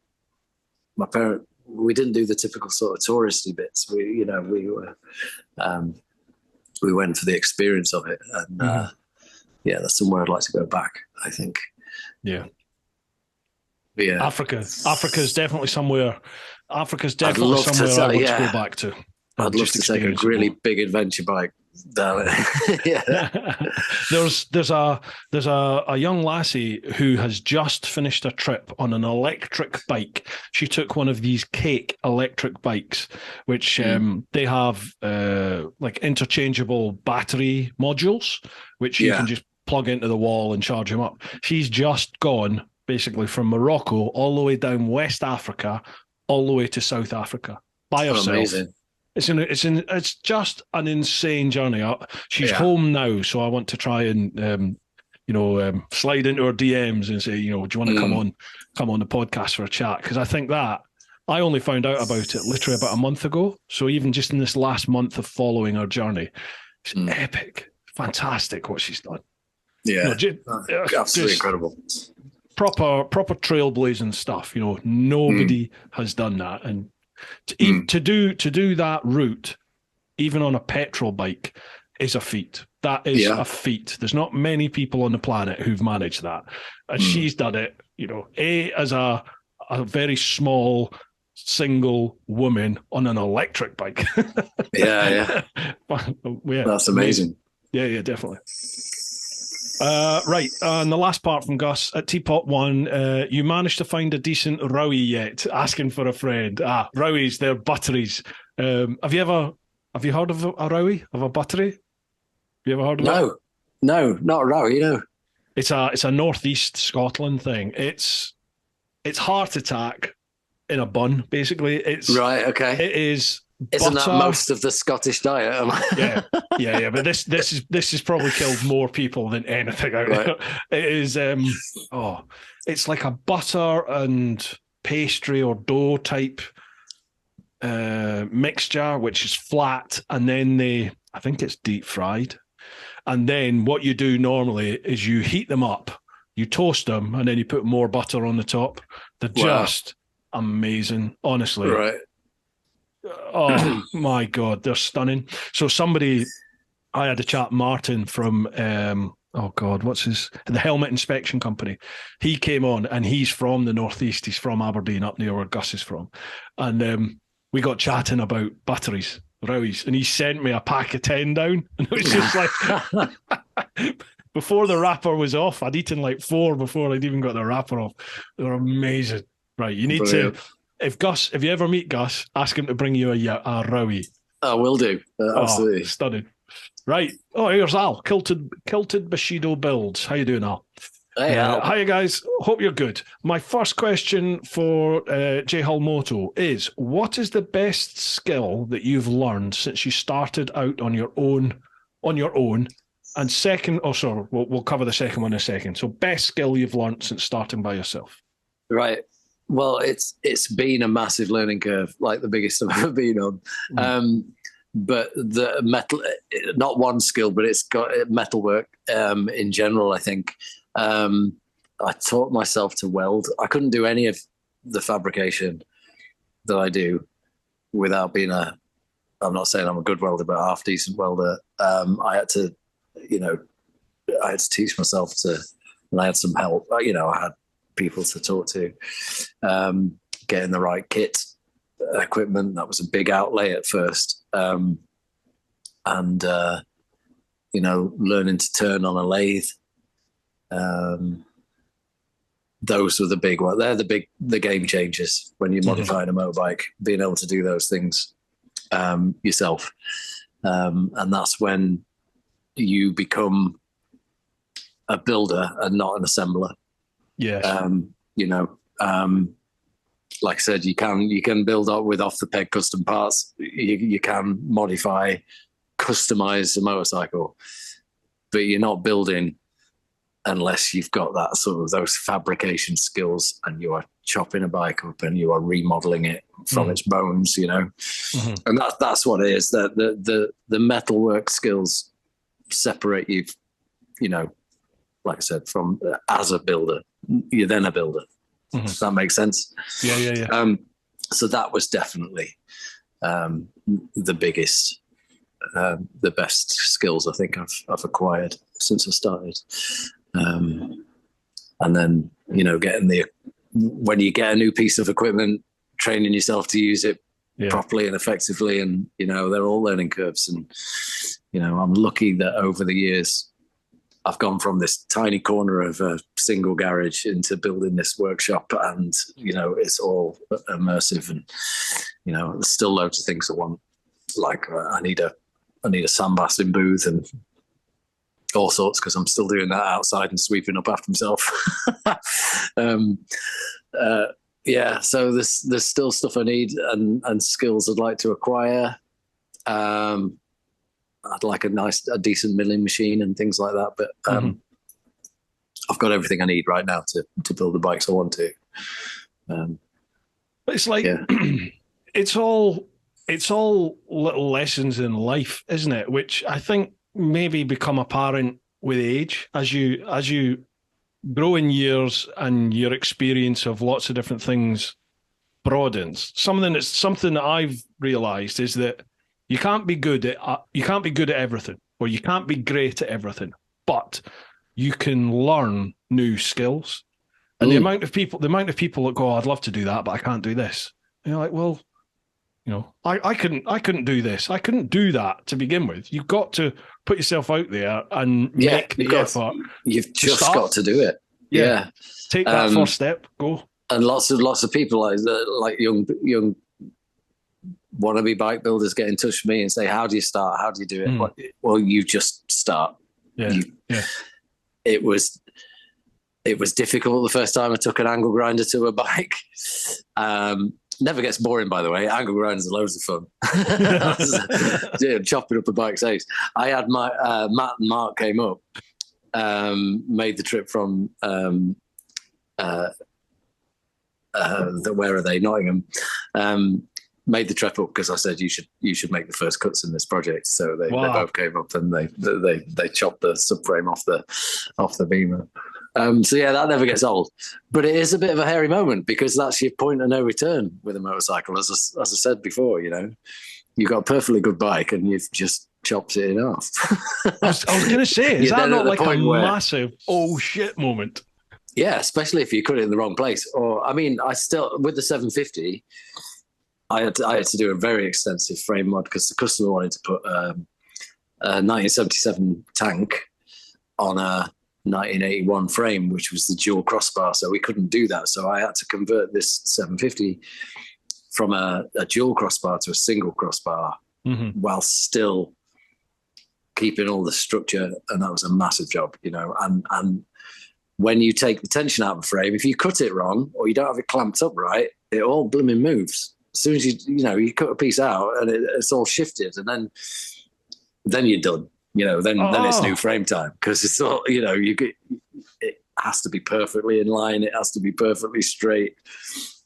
So you got to be very careful and you got to think about how you're going to do it. I talked to Al about that. I rang him up because I daren't do it, and I got Al on a call, and he went, have you got it all buckled down? And I was like, yeah, it's as tight as I can. And he convinced me to make the cut. I didn't realise that. That it'll all bend out of shape as soon as you... It can do, yeah. Of course and when you weld it. If you put heat into it, all of a sudden, even though you've got it clamped up, it'll move. It'll shift and you've got to be dead sure it's not going to before. And these are all things you learn by mistake. Wow. Jesus, there is quite a bit to this then, isn't there? Oh, yeah, yeah. And then, like I said, worrying about putting all that structure you've just cut out back in it, to make it safe. Yeah. Wow. Right. Al says, second question for both of you. Are you coming up to Edinburgh for the Scottish Motorcycle Show in March? Do you know, I've never been to that. I've never been. Have you ever done it? No, I've never been, but I'm using, Al's director of European NWT Cyclotronic. Yeah. There's your plug, Al. I'm glad you did it because I was frantically in my head. I was trying to, what was the name of that? Yeah, I mean, brilliant bits of kit. And I'm using one for the 750, the CB 750. So that should be ready in the next few weeks. And it's actually going to a customer in Aberdeenshire. And we're using it's going to go up on this stand at hopefully if it's done. It will be.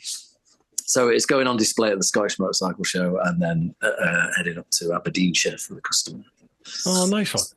Yeah, I've never done the Scottish bike show. I'll need to do that one year for sure. Right, next one. Cheers, Al. Thanks very much for your questions, pal. Thanks, next Al. one, Josh Pillsbury. Looking forward to it. My question for Mr. Hull. How did you go from your former career to building bikes? I'd love to learn that journey. we kind of touched on that. Yeah, we kind of, I did that. Hi, Josh, by the way. Josh is a brilliant chap. If you're not following on Instagram, do. There's loads of amazing lifestyle stuff, motorcycle lifestyle stuff. Okay. Yeah, it was a difficult journey. I mean, I won't go through it all again because we've done that in quite a lot of detail, haven't we? But it was difficult going from being, like I said, quite a successful sort of 45 grand a year job to ditch all that with a young family to pursue building motorbikes for a living. Again, ballsy move. Yeah, it was a tough decision, but I was lucky. I had the support, around. Looking back, what's your biggest lesson, do you think, that you've learned from that decision to move in particular? Is there anything that really jumps out at you? I mean, there's no guarantees. I'm in a good place right now, but it's up and down all the time, and there's no guarantee it's going to work. So I'm riding this little roller coaster for as long as I can, I guess. Yeah. But I think I felt so trapped, as I touched on, and didn't think there was anything. Didn't think there was a way out of my old career. And then I just did it. At some point you've got to say to yourself, just have a go. Yeah. What's the bottom line? And I plucked up the courage to do it, I guess. And I think that's, if you really, really want to do something, just crack on. That's my words of wisdom. Again, it's taking that first step, isn't it? It is that first step, whether that's cutting into the bike, whether it's handing in your resignation, whatever it is. I've said it umpteen times on here before. People ask about these big, going on a big trip. Leaving, setting off that first day is the hardest part.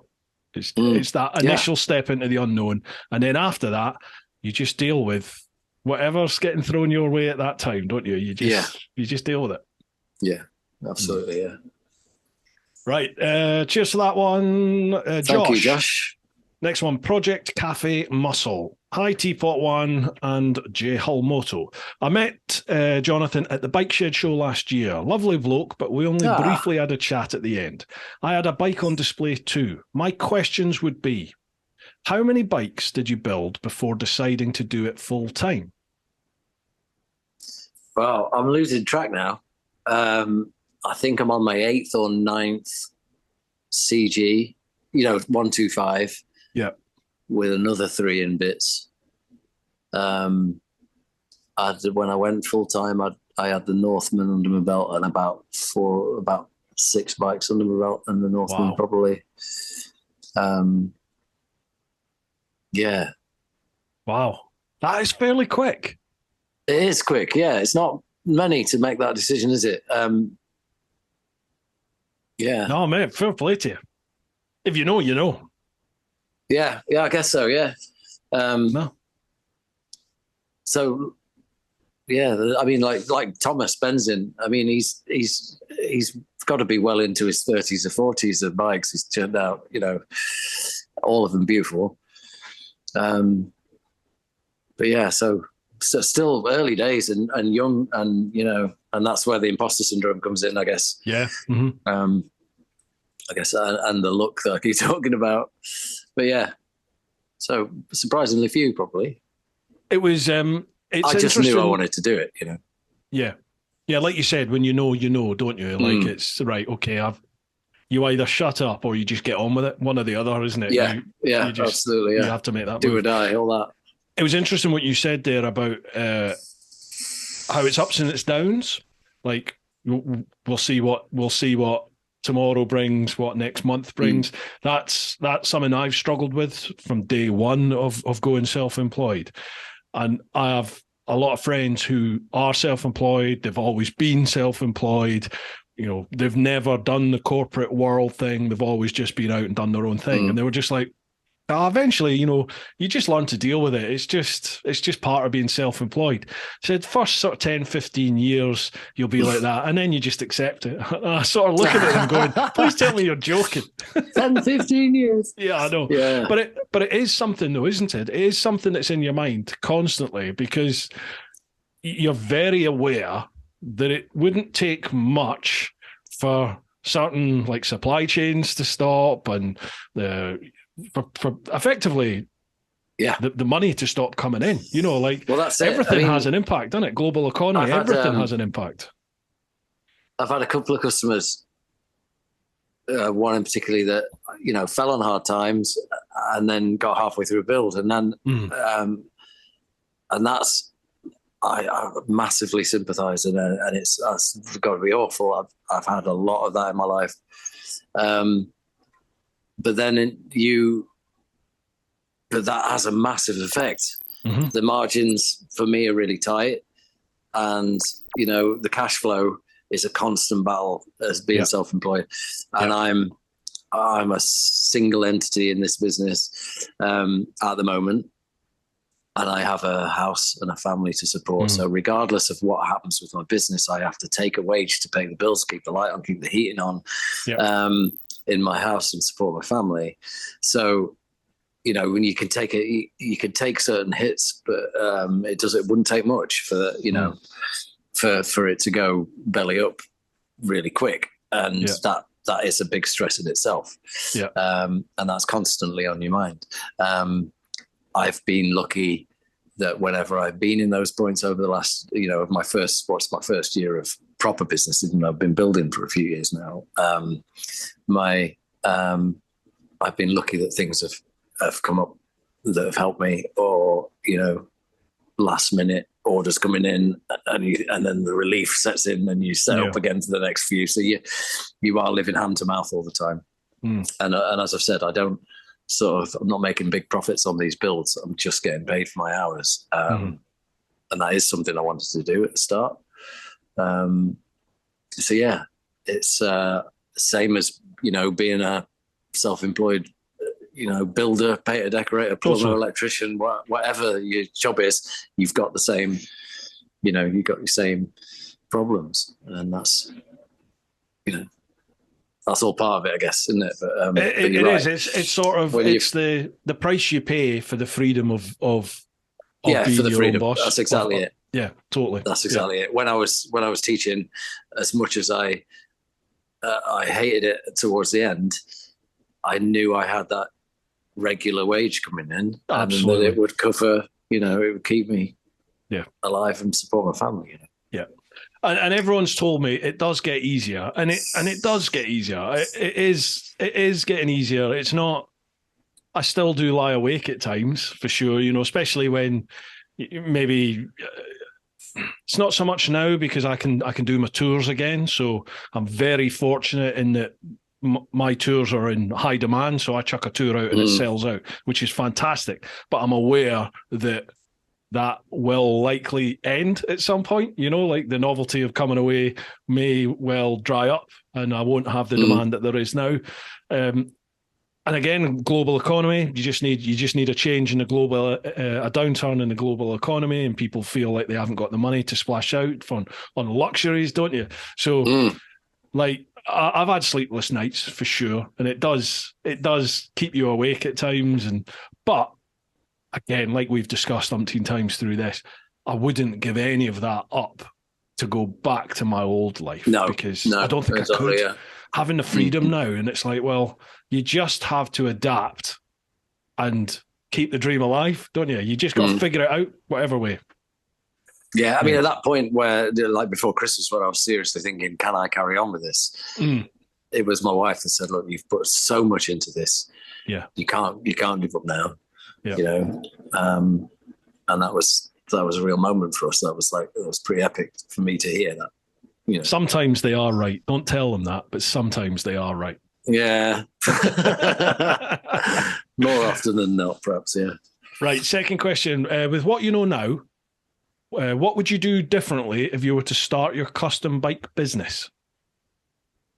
Well, it's still really early days. like I say, when I set this up as well, I wanted it to fund itself. So this was a move that was probably a bit different. Might surprise people is that I made the decision. I didn't want to take out a big bank loan or a business loan or anything like that. I wanted it to fund itself, and for the most part, it has. There's been times where I've had help, but yeah, I've not had to, take out a big investment. I wanted it to, my first bikes. When I sold my first bikes, that went straight into expanding the workshop, buying equipment, funding the Northman, getting into that show scene, and it all started rolling. So at the minute, I'm still trying to do that. It's not that I wouldn't consider, investment from a third party to get into a decent unit and expand like I want to. I love what they're doing down at the Cotswolds of Coty Auto Tally. That idea of having a venue where with a big glass wall down the middle, you've got a workshop one side, you've got a venue and a cafe and a merchandise the other side. People can come in, have a cup of coffee, and watch a custom bike builder building a bike. That's like what they're doing at Thornton 100, isn't it? Yeah. And I like that, and that would be something I'd perhaps like to explore a bit further down the line. But at the moment, I just want to churn out really pretty bikes, and be privileged to get paid for it. Yeah. Absolutely. No, I get that. Right, Cleek 53. My question is, where do you draw inspiration from for your builds? Not necessarily from other builders. Is it architecture, nature, music, film, women, etc.? Yeah, there's a lot of inspirational builders out there, and a lot of people that I go to and I talk to. People like Ziggy Moto, Paul. Constant inspiration. I've talked about Anthony Partridge, Maxwell Azan, Benzin, BJ over at Brickhouse Builds. These people are churning out beautiful bikes. Incredible at what they do. My own inspiration comes from right back to that 60s Ton Up Boys ethos. And I've said it before, that tagline, if it doesn't make the bike go fast, stop fast, or road legal, it's not there, Yeah. And minimalists stripping them right back to their bare bones. I love what Toby Southern's doing, that coach builder I talked about, the way he works with metal, the way he engineers, his shapes and his design. So I do look elsewhere. I don't know whether I look to sort of nature or things like that so much, and perhaps I should do. It's all about the lines for me. And I've said that before as well. It's getting the key to good design in motorcycles, cars, or whatever, is getting the lines right. And so many people get into bike building and they don't have a clear image. Have you heard that expression, a camel is a horse designed by committee? No, I've never heard that. But it makes total sense. Yeah. It's having a pop at the camel for no apparent reason. But, this idea that there's no clear image at the end, or it gets distorted by too many minds, Yeah. So having a single vision of what you want it to look like at the end, and not deviating from that. That's how I work it, I think. And are you all about symmetry? I remember you saying about the lines and everything. So for you to look at a bike that's not symmetrical in like the headlights or anything at the front, does that just freak you out? Sometimes, left and right symmetry, sometimes that can be really effective if it's not quite the same. Right. Like sometimes I like to see a petrol cap on the side of the tank, or, something different like that. But I'm more, from a side-on view. I like Gotcha. getting them lines right. The tank has to flow through the seat, through the cowl, and I like parallels. So I think about the road and how the bike sits on the road, how the engine, levels up on the, from a design point of view, how it looks as it, flies past you. That's kind of where I go from. If there's a lot of builds that you can see where, especially on BMWs, I guess, because the tank's raked up naturally on the old Beamers, then, you've got it kinking one way or the other between the seat and the tank, and I hate seeing that. I want it to be a beautiful line all the way through the bike, Right. like the GN 125s I touched on. The reason I don't use those as a donor vehicle is because the frame's already like that before you start. The engine's kicked up at the front, and the tank's on an angle, and then the seat, it looks like somebody sat on it and broke it in the middle. Broke the back. And that's before you start. So, getting the lines right. I'm so envious of creative people like you that you have that ability to look at stuff and create stuff in your mind. I just don't have that. I'm definitely get the chisel and hammer in my hand and just start smacking away and then see what I get. I wish I could.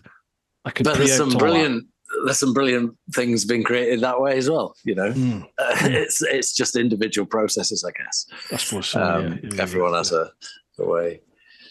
Right. Cheers for that one. Next one, Dutch Shed Builds. I think I know the answer, but just to make sure, what bike would you love to work on to restore or hullify? We've touched on that a few times, haven't we? Yeah, well, I've met Uran one or two times, and we've obviously had a conversation, and I can't remember at what time. It changes constantly. So, like I said, it was a BMW, but now I've got one. I probably told him I wanted to rip the hell out of a Harley Davidson. So that might be it. But we'll see. Well, that'll be the next project, Mike. Yeah. Well, speaking of which, Farmfield Customs. I don't need to ask what bike Jonathan is most excited about this year because it's obviously our K100 collaboration. Yeah. But apart from that, who are your main influences and who is creating the most inspiring builds right now? Where do you see yourself in 3, 5, and 10 years' time? Biggest influences right now. Yeah, that's like your girlfriend's dad, isn't it? When you're a teenager, asking you what your 5-year plan is. Yeah, absolutely. Mark's a really good friend, and we've known each other for about 5 years, and he comes up regularly to see me. I think what was the first question he said about? Who are your main influences? Yeah, my main influences. Well, I've talked about that. Like, I like seeing people re-engineer things at the minute. So not your typical bike builders, I guess, but people that are building, frames from scratch and completely re-engineering things. There's a few guys on Instagram at the minute that are putting these amazing sort of girder fork systems in modern bikes, and like what, as I keep saying, Maxwell Hazan builds some incredible things, like beautiful feats of engineering. So yeah, people like that, people are doing something like completely different, and I'm always trying to shoot for improving my skill set. So like my idea of the perfect bike builder keeps changing as I'm changing, I guess. And those people close to me, like I mentioned, Bob Moore down the road. It's a constant sort of turned into my sort of second dad as far as bike building goes. And he said, where do you see yourself in 3, 5, and 10 years' time? I'd like to see. I need to get, in order to be more productive, I need to get out of here. Though I love my workshop. And I've made it what it is, so that I've got a lot of love for this little place because I spend all my time in it. I built a big, put that extension on the front of it. Yeah.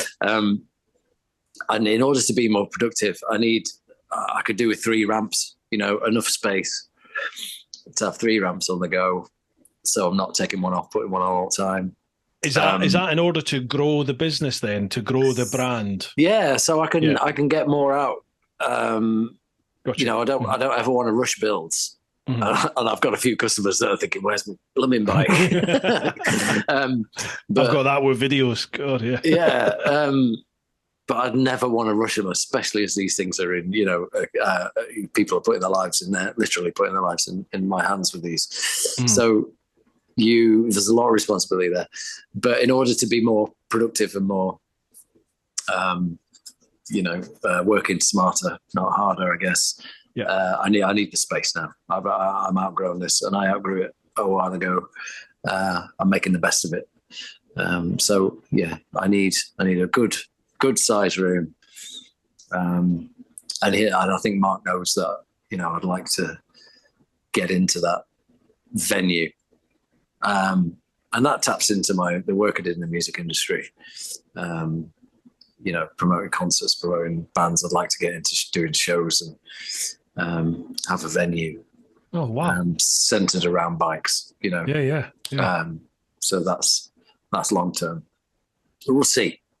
Like I said, it's I'll keep pushing the snowball and see how big it's going to get. Oh, wow, man. Yeah. So you're talking about an actual venue, and like, would you then look at apparel and everything else that goes with it, with the whole bike scene, the custom bike scene? I love that idea of people coming, spending the afternoon having a coffee and a chat and watching people build bikes. I think that's a lovely place to start. And then expand it from there. We've got this. I had a bike. The Northman was actually on display at the Motorist in South Kirby, just near me. And that's a beautiful venue. It's right next to an airport, which is where we did the Northman shoot. We got into the airport and we did the photographs in there. But the Motorist is beautiful. Really, really nice venue, nice people that run it. They have a body shop, they have a showroom, and they have a really nice restaurant and venue space. Nice. And every night they have a different sort of, it can be Japanese car night, it can be bike night, it could be, classic night. And it's probably where I want to be at some point. Awesome. Wow, that's exciting. Bringing people together around it, having somewhere where this community can get from Instagram and get from social media to actually get to be together and, Absolutely. Yeah. That's what I like doing. I do meetups, particularly through my Patreon, and I love that. You're bringing people all together off of social media physically, and we just go off on the bikes and we, have a weekend away somewhere, and it's great. That's awesome. Amazing, yeah. Right, last one of the Instagram questions. Arthur Cullen, 71. Question for Jonathan. Land's End to John O'Groats in 24 hours, A and B roads only. What bike? I've been thinking about this one. Sensible Ed says, get on some big and scrambly. But being me, I'd like to do it on something really stupid. Good. So, can you do John O'Groats, Land's End, 24 hours, A roads and B roads on a Cub 50? On a Cub 50? Yeah.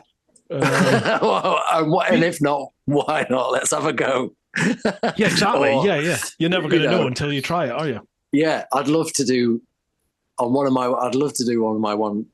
silly on one of my 125 scramblers. See how much one of them can take. Yeah. But yeah, I think if I'm going to do a challenge like that, I'd have to make it like almost as hard as I possibly could.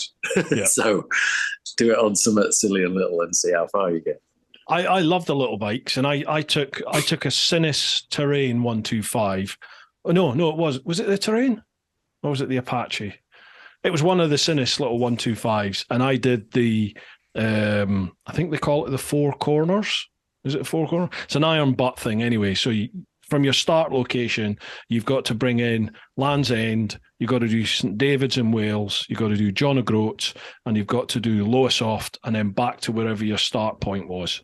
So it's it ranges between about 2001 and 2,300 miles. And the idea for the iron butt is you have to do that within 48 hours. So I thought, I can't see me doing that on a 125 in 48 hours, but I'll see how long it takes. So I went off, and I think it took me, did it take 50 odd hours, 53 hours, I think? Right. And it was torture, but I loved it. I loved it. Brilliant. I love little bikes. I just love the wee 125, especially because I'm 20 odd stone and 6'3". It's great fun. Like I've touched on, my 125s, I get the odd person that coming on and the young lad, they want to start riding a custom motorbike because it's cool, but then they see the price of my 125s and obviously they can't afford it and they get a bit cross and go, oh, that's too expensive. But most of my customers for my 125s are seasoned bikers, in the middle age that just want something little and fun to run around on. Totally. Or they want something nice to look at and have in a collection. But they're fun, aren't they? Little bikes. I won't have these people saying, "Oh, you need to get a bigger bike. What are you doing?" They're just, you can chuck them around. There's no, it's a bike. There's less. Yeah, it's a bike. There's nothing interfering with it. Less worry about that you're gonna, drop it, crash it, come off on a corner.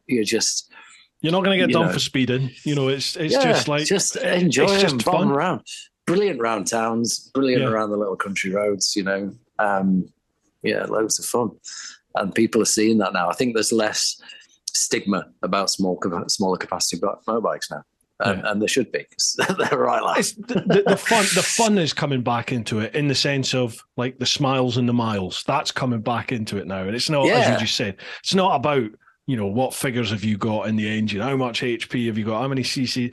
Like, I couldn't give a flying fuck anymore, to be honest. It's when you get on that bike and you either sit on it and it makes you smile, or once you turn the throttle or you turn the ignition on, if the bike makes you smile, if it's doing it, I don't care what that thing is. Let's just go.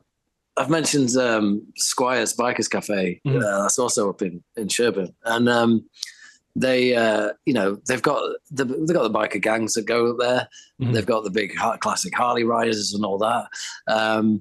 But if I take one of the little 125s up there, it's got a crowd around it before I've even took my helmet off. And there's a couple of guys that go up there on a Sunday, and they're big fellas, and they're coming in on the little Dax, or or the people coming in on the classic Cubs, and they're just as welcome, And there's the odd one, that'll take the mick, but they're just having a laugh and loving it. These guys on the Daxes are brilliant, and they're beautiful little bikes, for beautifully restored little things. Awesome. Yeah, love it.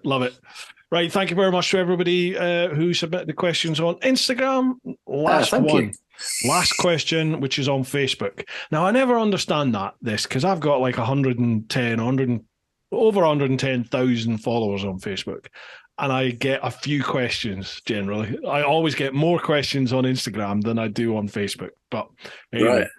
So the question here, Nathan Turner, who's your inspiration in getting into bike building? From Nathan from Saskatoon. Keep the podcast rolling. Cheers, Nathan. Again, I think we've pretty much touched on a lot of that. I ought to mention my dad. He's been I'm 47 years old. My dad's still my hero. He's awesome. He was an engineer. Well, he was a draftsman, factory floor engineer in the woodworking industry. So he's not chippy. He designed and built industry woodworking machinery. Eventually to the point where he was selling them.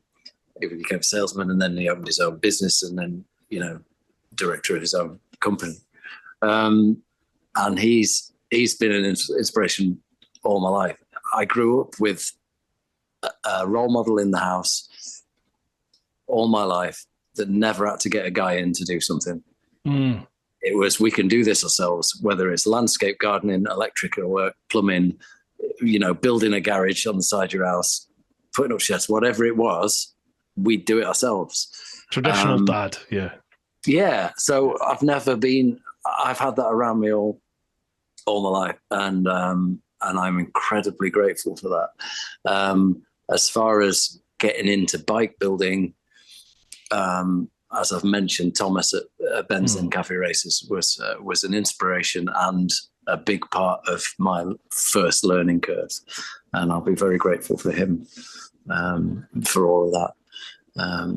All that assistance early doors, and the fact that we both got bikes to the Bike Shed show at the same time. We both met there for the first time, and we both had bikes on display. It was a pretty awesome moment. So yeah. So well, that's a nice answer to that, I guess. Absolutely, and I think we're all thankful that he was the inspiration, and you've made that move, mate, because they're beautiful looking bikes, absolutely beautiful. Well, thank you very much. That's really nice to hear from you. Yeah. I'm not sure I'm going to make it up to the Bike Shed show this year. I want to get up there at some point for sure, because I'm definitely falling into that scene now. As a Scotsman, do you go up to London then? Yes. Well, because I go up to Scotland and down to London from Yorkshire. It always feels like I'm going down that way, I'm not in Scotland. I live in the southeast now. I live in Kent, so I go up into London. So you are going up into London, right? Yeah. I wrongly assumed that you were up there, right? No. I've been down here since 2000. I moved to London in 2000. Yeah, right. But the wife and I, she wants to. She's from Nottingham, but she wants to move to Scotland. Right. So when she finishes in our job, then we'll probably look at making a move, I think, at some point. Lovely. Well, yeah, I was really surprised and nervous about Bike Shed Show. It was a big deal for me to get a bike in the pro category. Yeah, I bet. There. And nerve-wracking that, these, because it's such a big feature in the sort of this new wave scene we're in, of custom bikes.